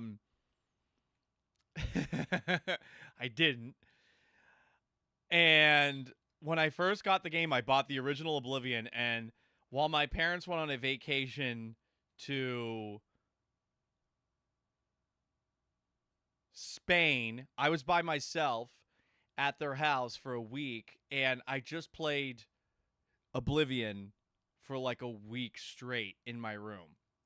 And then threw a couple of house parties. Probably shouldn't have done either of those things, but I literally was playing the game on this tiny TV in my room on my Xbox 360 for like a week straight. Ryan Lawson, Texas says, Sarah thinks it's sweet you have cats. Don't email my wife. Okay, I will not do that. Listen, I will say this. If I see a ring on somebody immediately, that person becomes asexual to me. However, if I don't see a ring, no bueno. I was telling a story on the air today about a situation me and my buddy Nick encountered at Park House where we saw a group of girls sitting at a table. They invited us over, and they did not have their rings on, and they were being very flirty with us. 2 guys came over. We thought they were their friends, and I asked one for their number as I was about to leave, and the guy got on my face like, "That's my wife," and I was like, I'm really sorry, man. And I just walked away before the shouting match ensued, which I'm sure might have been rather loud. Anyway, Park House, everybody. Talk about being out of place.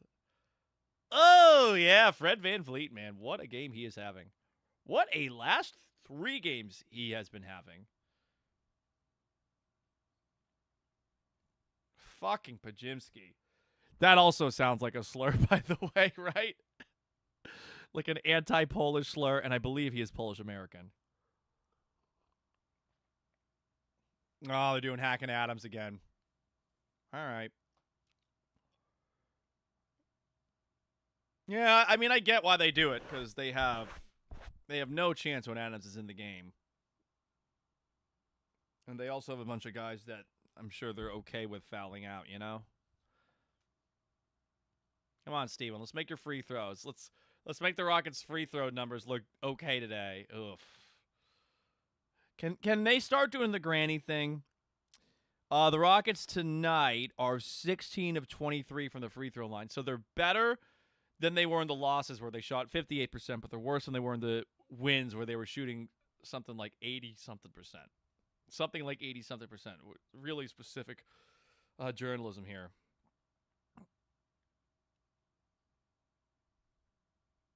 Oh, let's go, Alperen Şengün! Paul, don't lie! Even though the 2 free throws, were misses and it was an intentional foul. And this has nothing to do with whether or not it was an intentional foul. I'm just saying that, like, the karmic justice, The basketball gods. Okay, Steph Curry missed that one. That's nice. This is terrible play-by-play. Imagine someone who's had a few margaritas doing play-by-play, just being a little bit behind. Van Vliet dribbles himself into a corner to Jabari in the corner. Almost an offensive rebound for Steven Adams there. God, I hate Pajimski's hair and his stupid beard.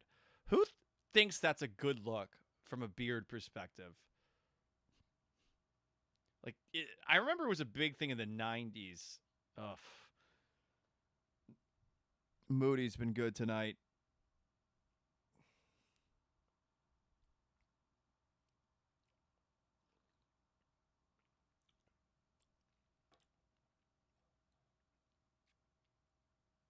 Oof.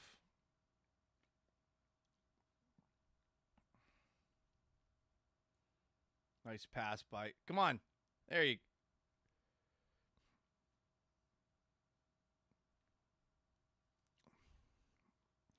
Good pass. Warriors in the penalty. Rockets get a couple of free throw attempts at the line.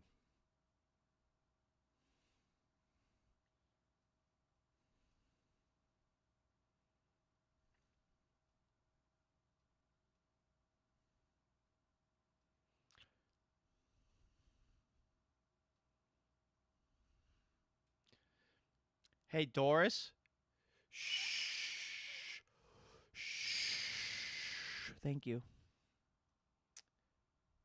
Let's not jinx the Rockets and their attempted free throws. That would be nice. Thanks.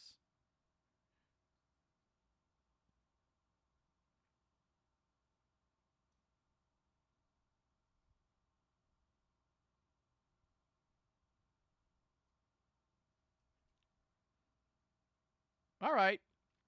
Hey, ESPN, guess what happened? They made both the free throws. Can you guys kindly fuck off?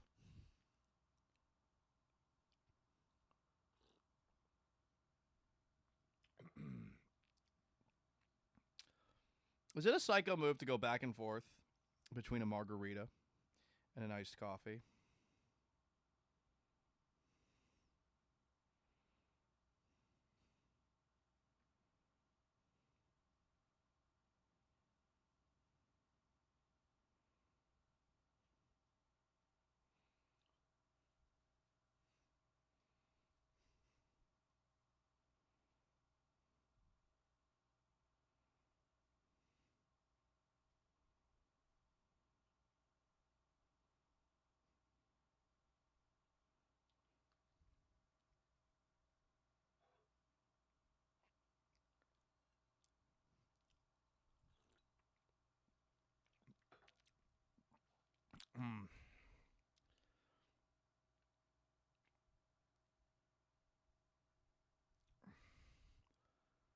Oh, come on, man. Oh.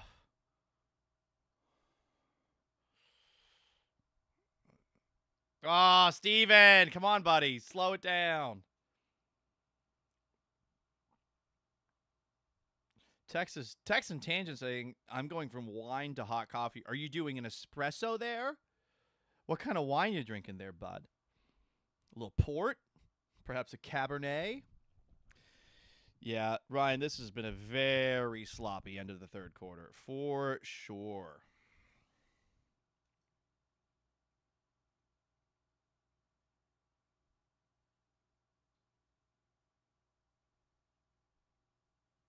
Oh, come the fuck on.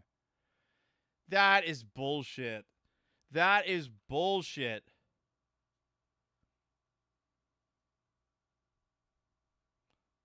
That is bullshit call. Come on.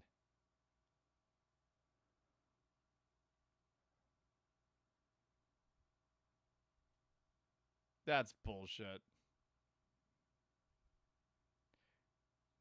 I mean, he pushed off.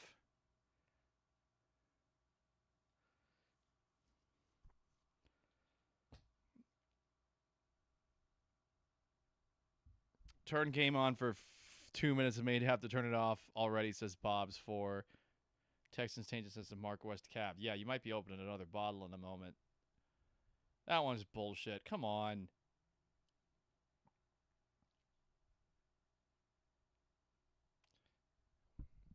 Like, he pushed off first to get that separation.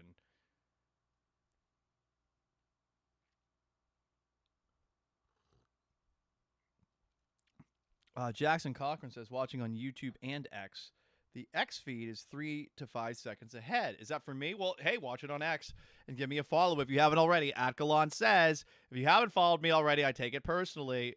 And Thompson from a million miles away, not even close. 86-84, considering Steph has been great tonight,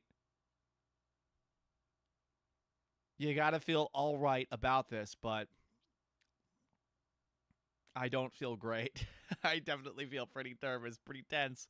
My butt is, as the kids say, clenched.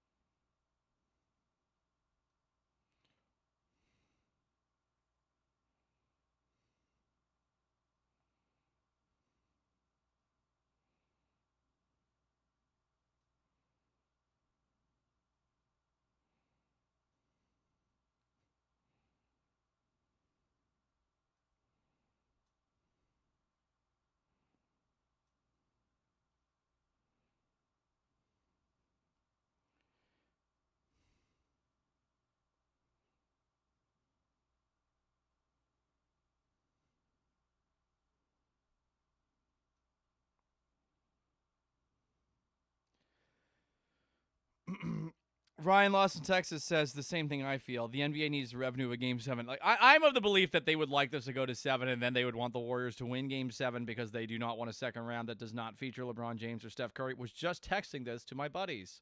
Jackson Cochran, what's up, bro? Been following for years, fam. I appreciate that. Skywalker says NBA is showing why it's always going to be second fiddle to the NFL. I'm not kidding you. Someone texted me the exact same thing. My buddy Brad, who was on the Instagram side of things at Sports Gallant, said, that's one of the reasons the NFL dominates. It's so easy to see when the fix is in. That's funny, man. I will say, like, just the media side of things, too, make it kind of apparent why it's second fiddle, too.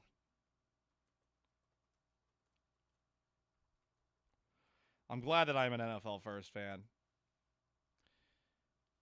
Yeah, Tim Skywalker's posting the Tim Donaghy. Whoa! Tim Donaghy, the article about Tim Donaghy conspiring to fix NBA games per Skywalker on Twitter/X. That article ruined but changed your life. Were you a gambling addict, sir? I used to do endorsements for mybookie.ag, and I would do endorsements for a gambling website, but I will say, like, I'm not the biggest gambler. You know, I don't actually go and gamble in sports because I hate losing so much. So much.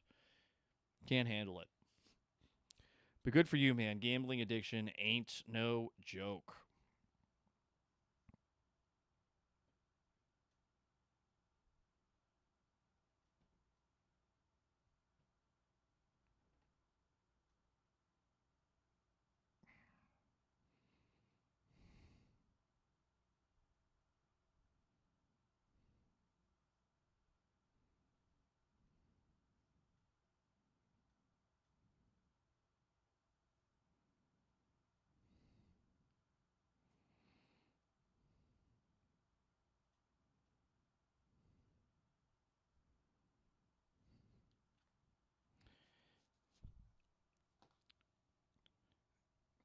BOB's 4 says NFL, baseball, NBA in that order for me. I think a lot of people are on your front. Honestly, Fred!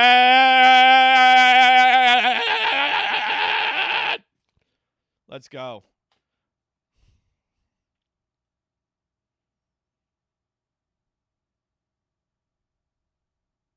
Amazing. I like how Fred probably embellished there.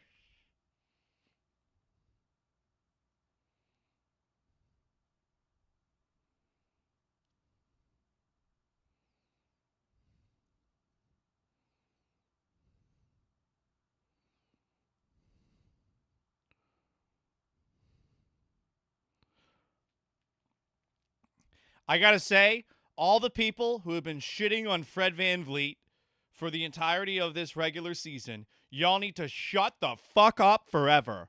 Yeah, shut the fuck up. You know who you are on Rockets Twitter.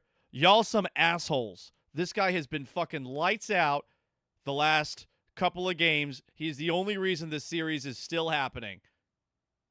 Fred VanVleet. No, he did dismiss his last 2 shots. Fred VanVleet. Is he a Rockets legend? I guess game 7, if it happens, we'll tell. But all those people that have been hating on Fred VanVleet, oh, why is Reed Chapman playing? Oh, why is Garrett Whitmore playing? Shut the fuck up! Fred VanVleet is the reason the Rockets are hanging in here. Thank you. This has been my rant / TED Talk.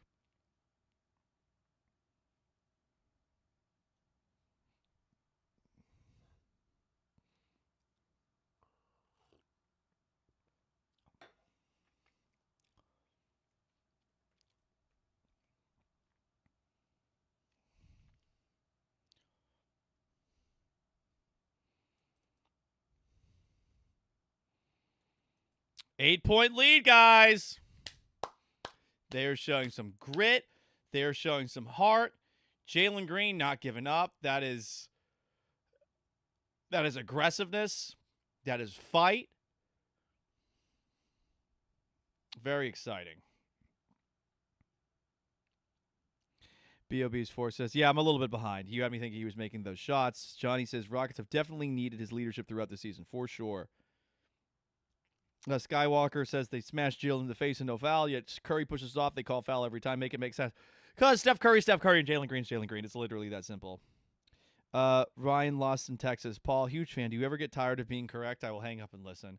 I mean, one of the things about doing this is you definitely pat yourself on the back a little bit more when you are right.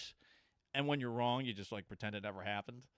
And everyone in the industry does it. I at least admit that I do it from time to time.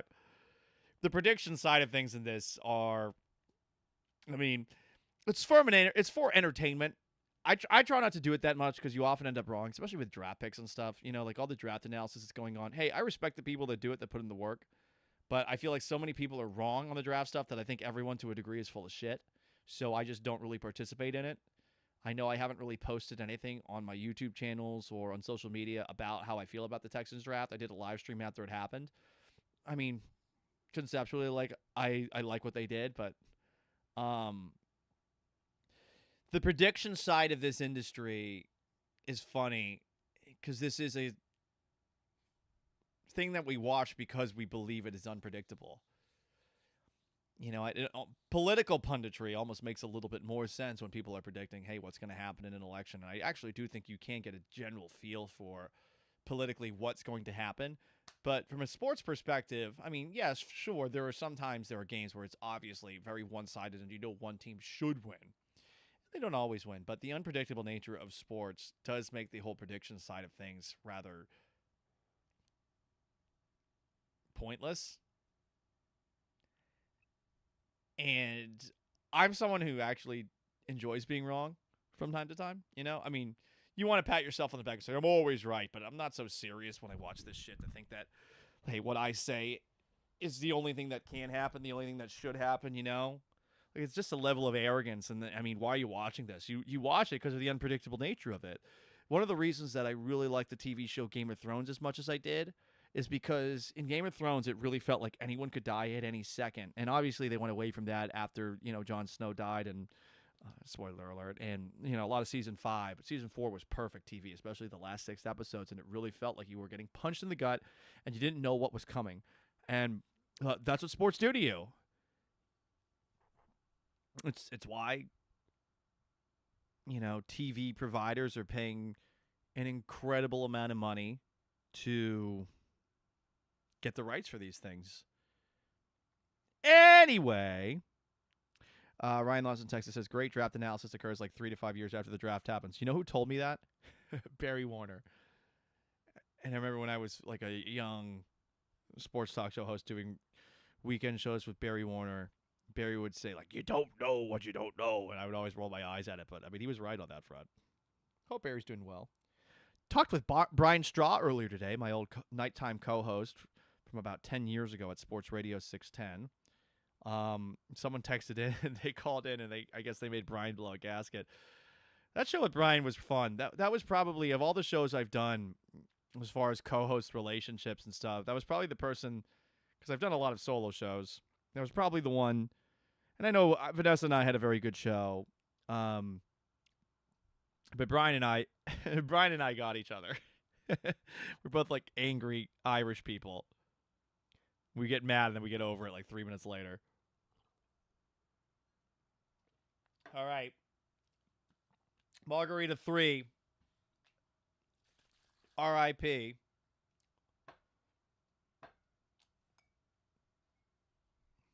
We're drinking a little water. Man, Butler's got 23 already. Butler's points are very quiet compared to Steph Curry's. That's the thing I've noticed all series long. When Butler scores, you're like, oh yeah, Jimmy Butler scored, but you don't really notice that he has been compiling. And obviously he's gotten some generous foul calls. And with Steph, you notice everything he does because it's always so just catastrophic. It's like the first, no way. Yeah, that was if he hit that shot, Jesus Christ. Fred VanVleet from the corner of fadeaway while running 3 against the shot clock. Man, okay. 4-point game. Oh.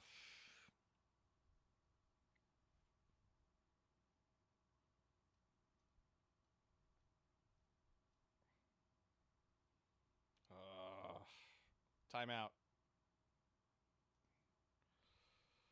Adams out of bounds. Ugh. Whopper. Just kidding.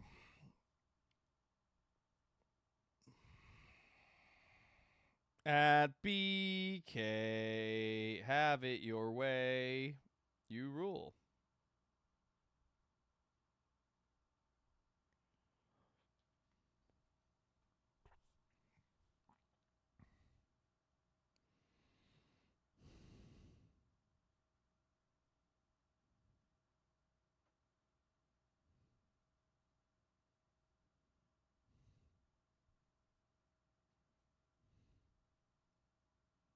Let's go, Steven Adams. Honestly, one of the few people in the world who can pull off a tribal tattoo, but it's a tribal sleeve, which definitely makes it look a little more intimidating. That was a hell of a block.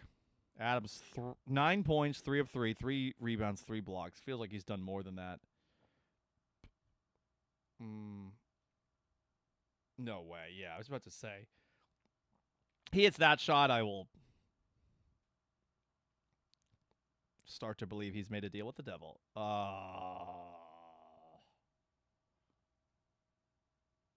wow. I thought they were going to call it on Jalen Green decking Pajimski, who was doing his flopping bullshit.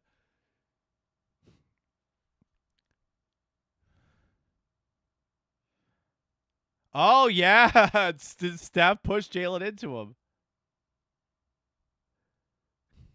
This sneaky little fucker.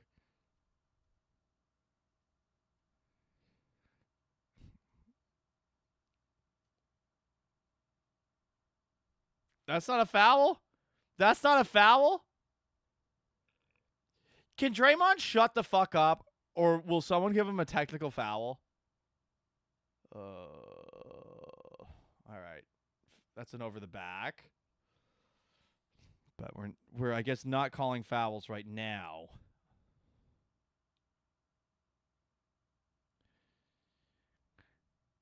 Yes, no shit, Richard Jefferson. Every team wants a 10 to 12 point lead all the time.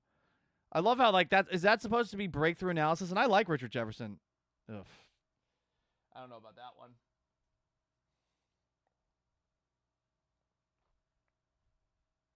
Jalen's calling for a challenge, which kind of is just as annoying.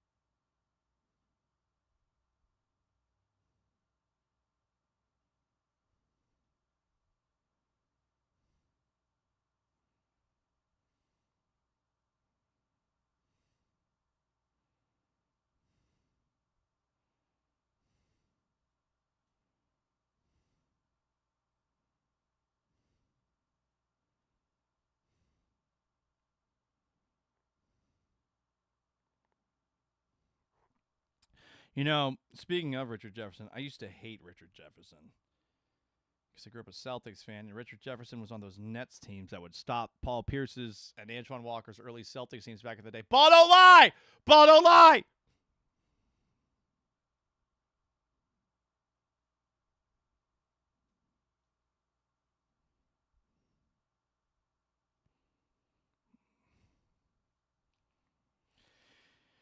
Bob's 4. If there's a Game 7 you think you'll go, I will go. If there is a Game 7, I will be there. I got a credential. I have been to Games 1, 2, 3, and 4. And if I go to Games 1, 2, and Games 5, and if they are there, I will go, and I will be wearing a white shirt with a cat on it. Because whenever I wear a white shirt with some variant of a cat on it, the Rockets are 2-0. Also,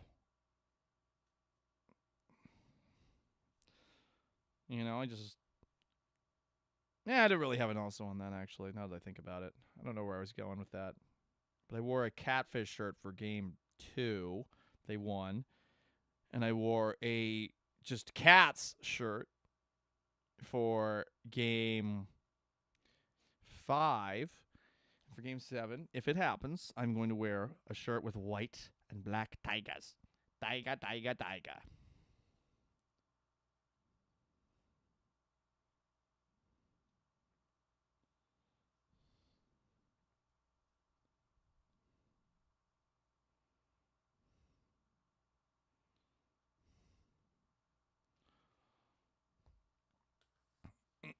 Nine-point lead.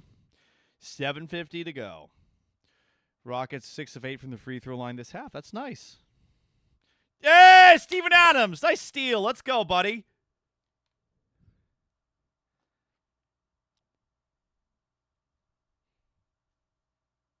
Jump ball. Damn. Impressive.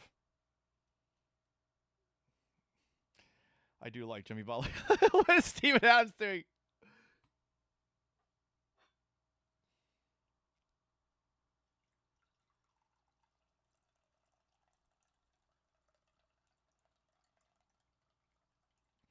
That was very cute, Ryan. I agree. Oh, shit. I might not have enough. Let's see.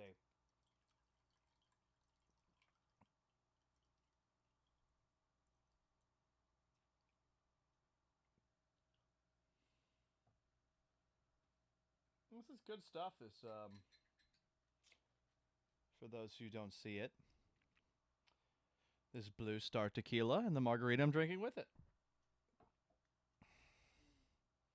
Man, Adams is lucky he didn't get an offensive foul for that.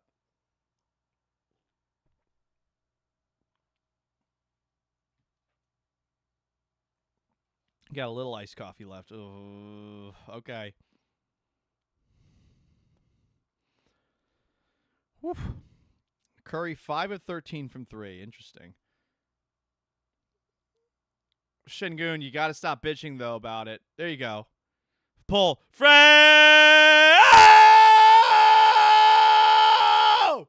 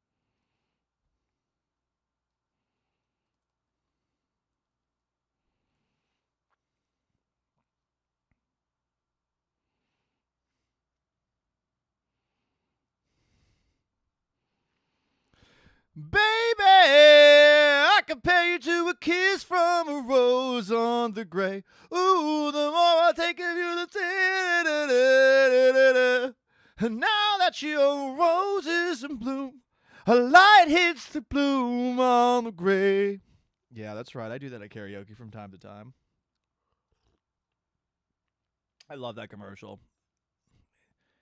Which Jonas Brother is that? Does that girl bleach her eyebrows and hair? By the way, Heineken, for the Heineken people out there, God bless you. Heineken, for me, whenever I think of Heineken, I think of working at a grocery store in Hannaford, Massachusetts. Hannaford's a grocery chain in Massachusetts, and North Quincy, Massachusetts, where I was like the front end supervisor. And I used to have to empty the bottle recycling machine. So you put a bottle in the machine, and it would give you 5 cents per bottle, 5 cents per can. And I used to have to disarm these smaller Asian women from the area that would hit the machine with sticks when it didn't work. They'd always laugh, and I'd say, like, no, you got to stop hitting with a stick. But those machines had so many Heinekens in it, and skunked, evaporated Heineken bottles smell like AIDS. If AIDS had a smell, that is what they would smell like. And I hate Heineken because of it. I don't think Heineken's very good. Heineken has a lot of advertising considering how mid it is. I'd rather have a Miller Lite, Coors Light, Bud Light in that order. I'd probably rather have a Montucky. I'd definitely rather have a Montucky. Not even probably. Montucky's actually great.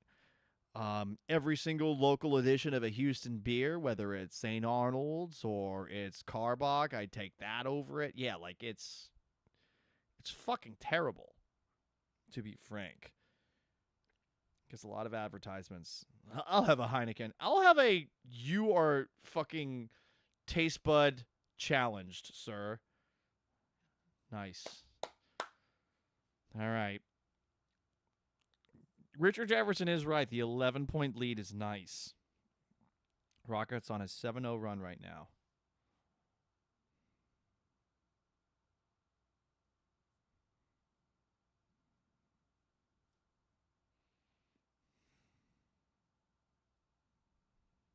If divorce had a taste, that's what Jack in the Box would taste like. Texas Tangent says beautiful. Bob Sports says voice of an angel. Thank you. I think I'm pretty good at karaoke. And by the way, every now and then, not enough, honestly, I go to T-Bones to do karaoke on Saturday nights. It's really fun.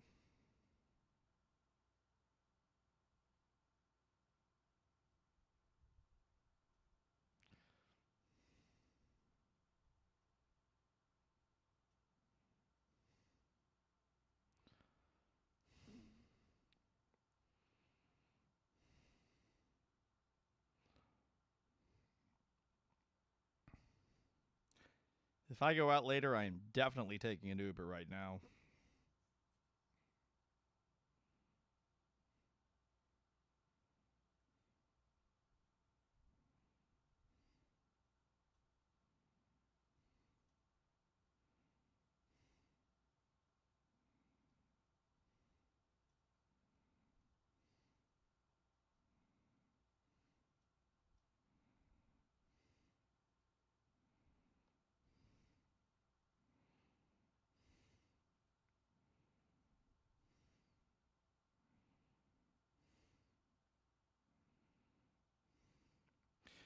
By the way, this is the other point that I wanted to make at halftime. I thought it was a very astute point. I don't know who made it. I don't think it was Perk. And I don't think it was Stephen A. Smith. It was, you're probably going to see a 40-minute game for both Jimmy Butler and Steph Curry tonight. And Game 7 is on Sunday. Butler's 35. Curry's 37. Again, like, these are all-time basketball players. These are some of the best players of their generation. Buddy Hield, bro, you were wide open. You got to make that. They're gamers. They're tough. That's right. Flagrant foul on Curry. Is that 5 on Curry? What's up, Chewy?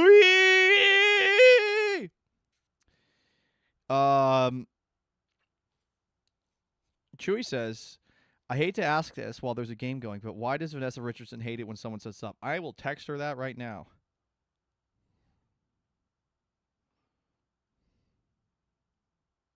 I'm going to text her.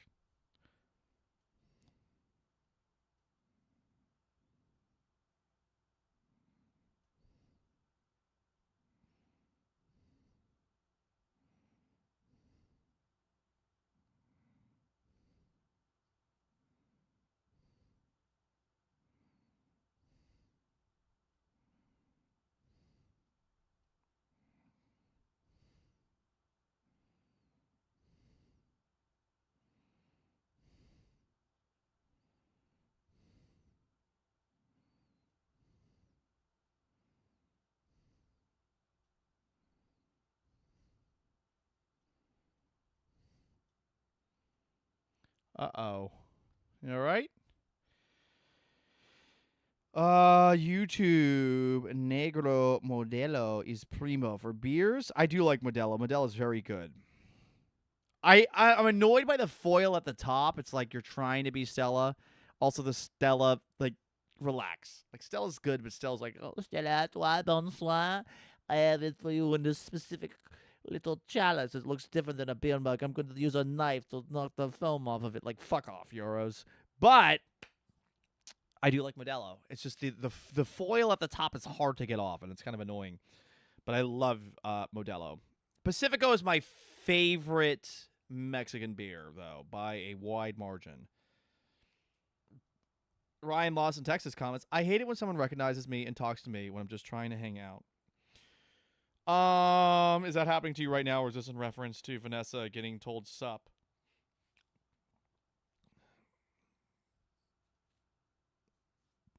14-point lead, guys. This is their largest lead. 5 minutes to go. Okay. Ah! Fred! Ah! Ah! Sorry, that didn't count. But that was exciting. Hi, Benny Football. Ben. Astros Flag World Tour says, I can't watch the game, so I'll watch you. Every time I watch, they lose. Ben, I appreciate all the rainbows, but honestly, not enough. Not enough. See you at T-Bones on Saturday. Ryan Lawson Texas is saying it's reference to defeat, getting told stuff. Sorry, my short-term memory is not exactly working because of the beverages I have consumed for now. Anyway.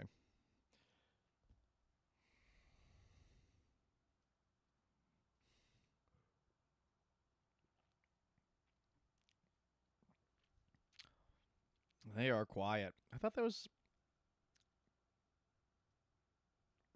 good defense. Good defense, Şengün. There you go.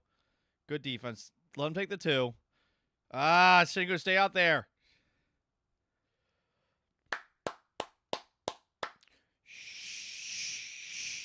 10-0 run for the Rocks the last 4 minutes.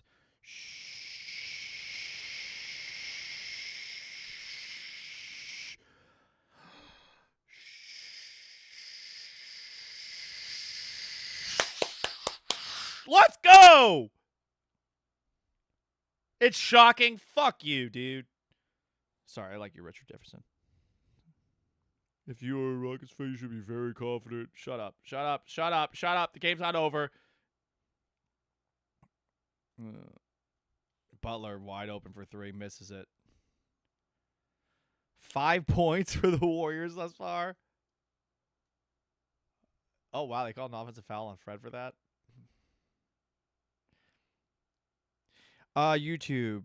Texans Tangent says, do you prefer people who don't recognize you talk to you? I honestly, when people who recognize me come up to me, it is like the biggest ego boost of all time. It happens maybe once a weekend. It happens enough where every single time it happens, I'm like, my job is so fucking cool, and I take it for granted every now and then. I do. I know a lot of people are like, I never take my job for granted. No, I take it for granted every now and then because I feel like I should be in a higher position than I am. That's natural, I think, for everyone in our field. We all have huge egos. But I like to talk to people, and when I talk to people, I do not bring up who I am. I don't say I'm like a talk show host. I like to talk like I'm a normal person. I like people to treat me like I'm a normal person. I like to think I'm a fun person to hang out with. Maybe I am, maybe I'm not. I don't know.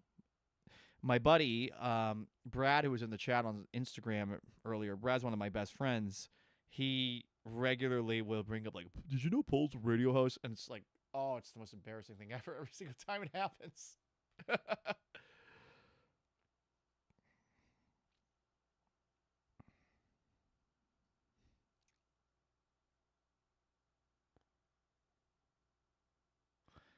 That's not flagrant.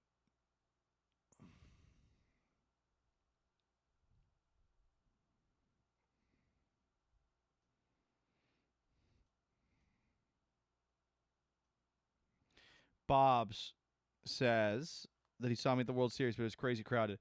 If you ever see me in public, call me by my name, and then tell me your name like a million times, because I have a small brain and I forget very easily. But if you recognize me and you say, "Hey, Paul Gallant," you could call me gay. I'd still come up to you and hug you. Probably. Like, it makes my day every single time it happens. I am not kidding. Ryan Lawson texts, the difference between me and you, Paulie, is you're on the radio. I'm a regular dude. I get approached 3 to 4 times per year about my Twitter. Yeah, dude, your Twitter's good. You regularly have, like, bigger posts than I ever get. Like, I can post something about the teams I cover, and I will get, like 2 likes. Makes me want to fucking shoot myself.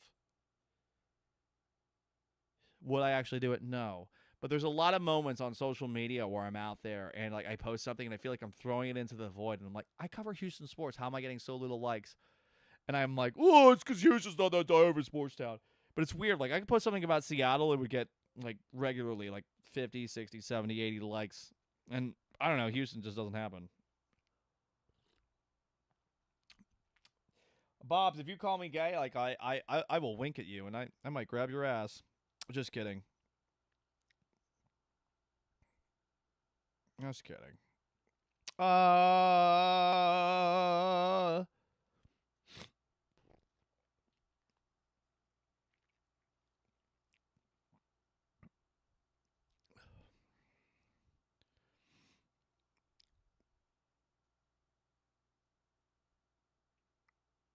Yeah, they're doing hack Adams.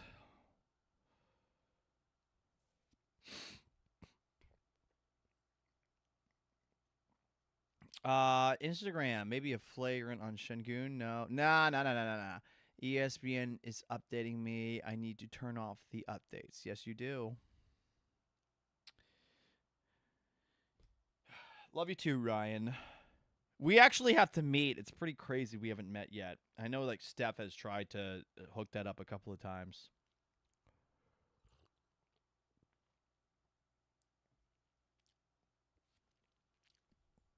Steph always wants me to come during Texans preseason games and regular season games. I can definitely do preseason games. Regular season games, not so much. Jesus. Okay. Yep. Steph.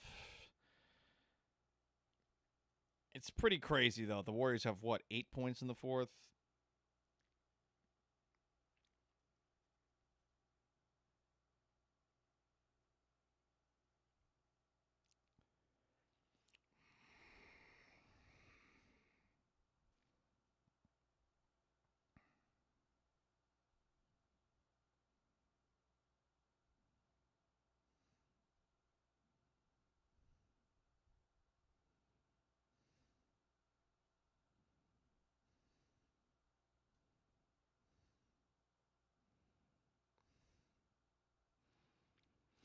Whopper.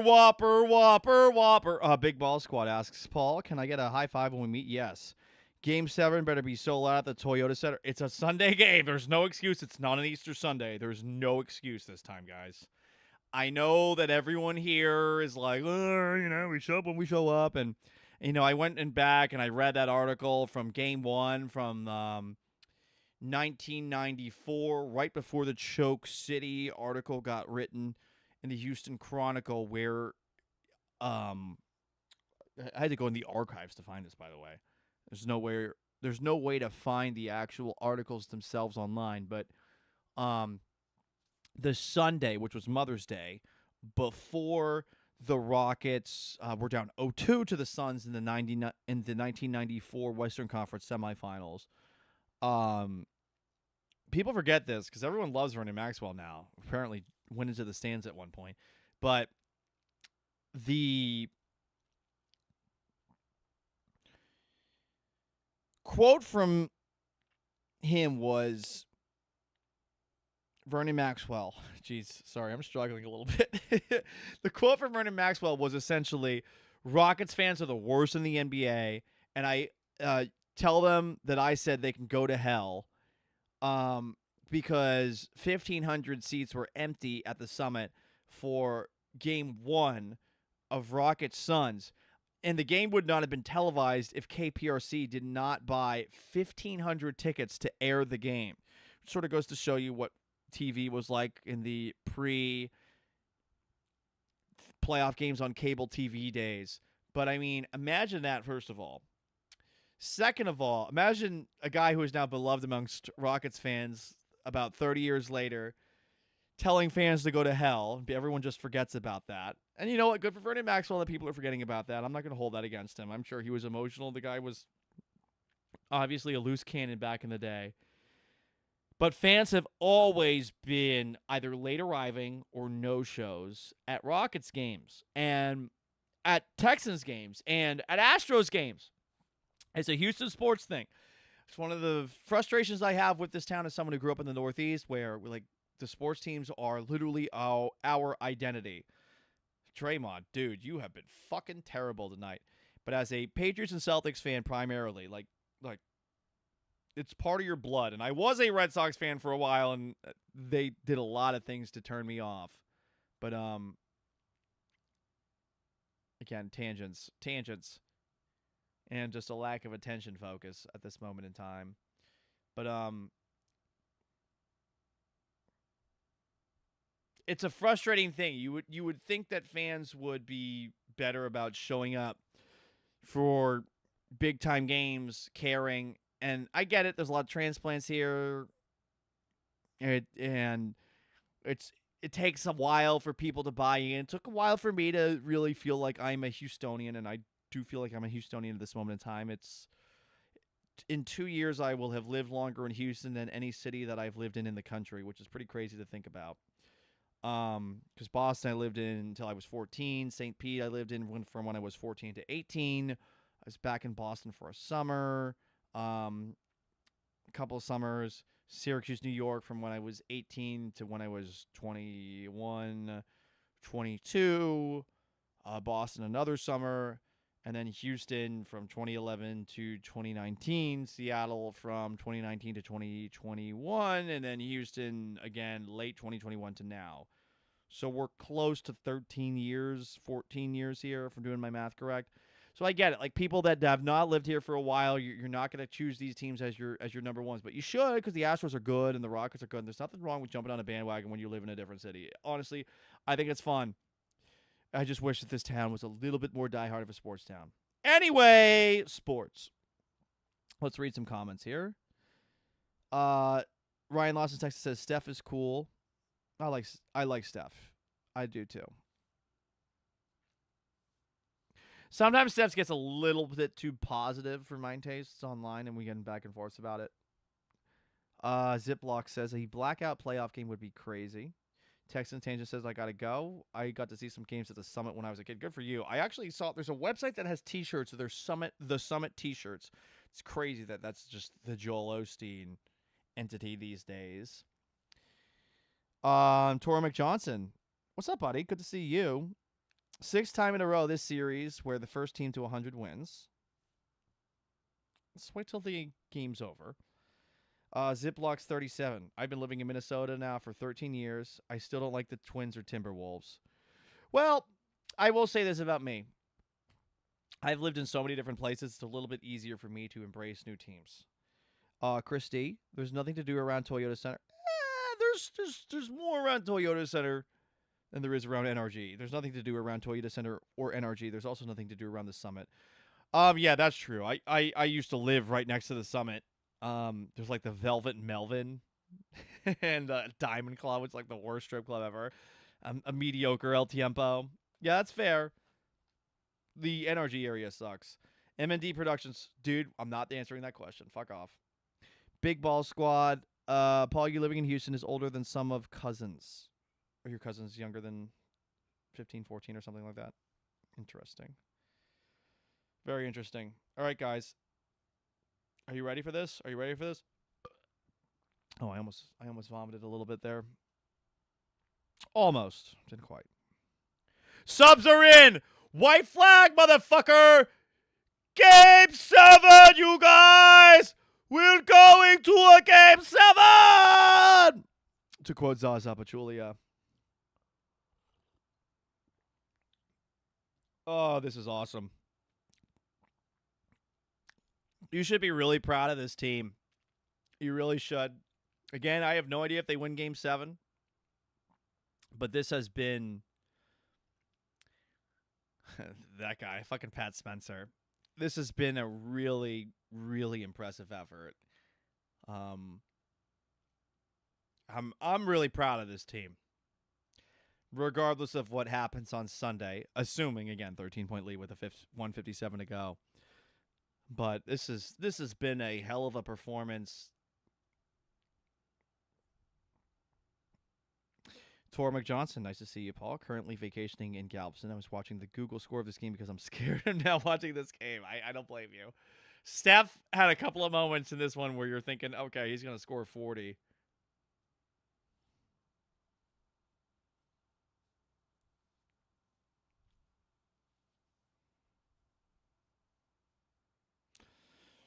We're going to do a separate stream for a post game that seems slightly more professional for about 20 minutes, and then I will be out and about at random bars in Houston.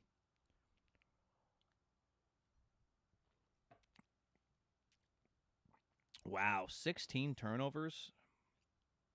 That's not ideal.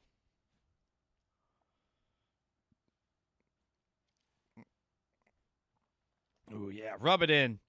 Rub it in, Mike Braid. Oh, Warriors fans, hoping it's not the last time they'll see him this year.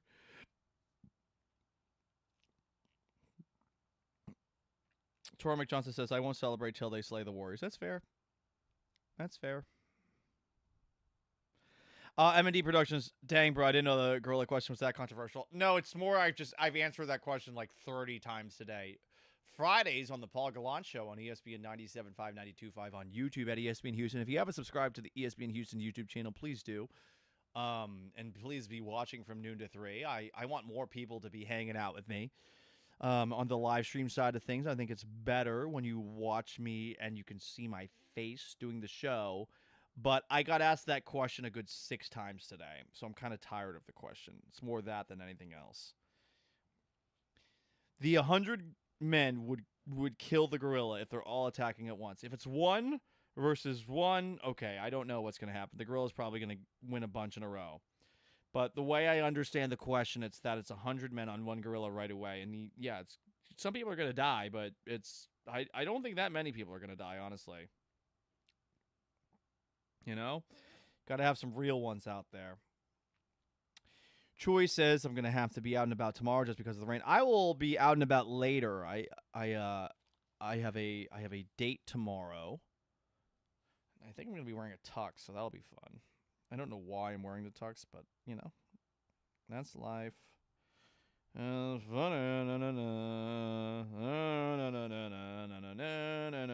a Frank Sinatra song, don't you know? Yes. Tora McJohnson says, if we win this series, this will be my finals. He also asks 100 Joe Georges, 1 gorilla. I think 100 Joe Georges would take down the gorilla. Joe's a smaller fellow. I think 100 would get it done. It would be a little more deaths among the 100 Joe Georges. I love you, Joe. Johnny comments on YouTube. This team's ahead of schedule. I was expecting play-in going to the season. 48 wins. Team showing great coming and forcing a Game 7. The future is bright. For sure, yeah. Wasn't it? Wait, it was more than 48 wins, wasn't it? Didn't they have like 52? and or more. Yeah, they had 52. Was that the over-under? Ball Squad says good luck, Paul. Yeah, always need a good luck. He also suggests psychological warfare against the gorilla. Chewy says he's going to see the Kentucky Derby at Kirby Ice House or Woody's Hideaway, hoping there is sound. Good Kirby Ice House, or not a Kirby Ice House party. Sorry, Choi, I'm a little hammered. A good place to watch the Derby if you want to get all fancy is Permission, which is where I went with the date last night. Fun times. M&D Production says, I would like to watch Union to 3, but I am running in school for the next 2 weeks. Well, I get it. There's a podcast for the Paul Gallant Show. There's also a podcast for the Gallant Says podcast, which I occasionally do at 4 p.m., but I generally procrastinate, and then I do it a little bit later because I do too much preparation before the show begins. And then sometimes I don't even do it because I'm tired from doing the show by myself. Shut up. Don't hate on me, okay? I try my hardest. Astros Flag World Tour says, I know you've talked about this before, but tell us again who you think is going to bring the next championship to the city. NBA, NFL, baseball. I think the Astros have the best chance. I'm not going to lie, I like Pat Spencer. One of the local media guys in Houston, Big Sarge, thinks I look like Pat Spencer when I have my beard stash, and I mean, I have protested in person to him, acting like it's racist, just to fuck with him, but I do kind of see it. Yeah, nice dunk. Woo! Nice dunk, dude. Fuck yeah.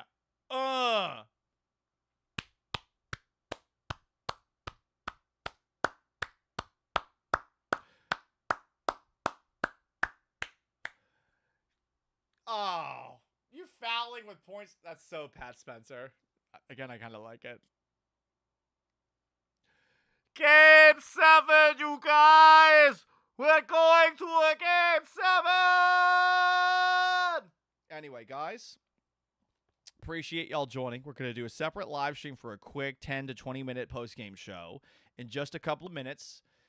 On YouTube at Paul Gallant, on Twitch at Gallant Says, on Facebook at Paul Gallant Sports, on X/Twitter at Gallant Says, on Instagram at Sports Gallant. I appreciate y'all joining me. So long, farewell. I'm going to go tinkle because I've had several margaritas. Get a little iced coffee and me a little more water. We'll be back in probably like 5 to 10 minutes.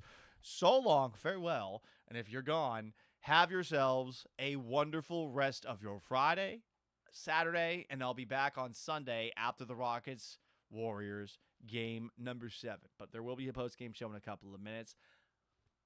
Heart hands. You guys rule. Thank you so much for joining me for this. Peace.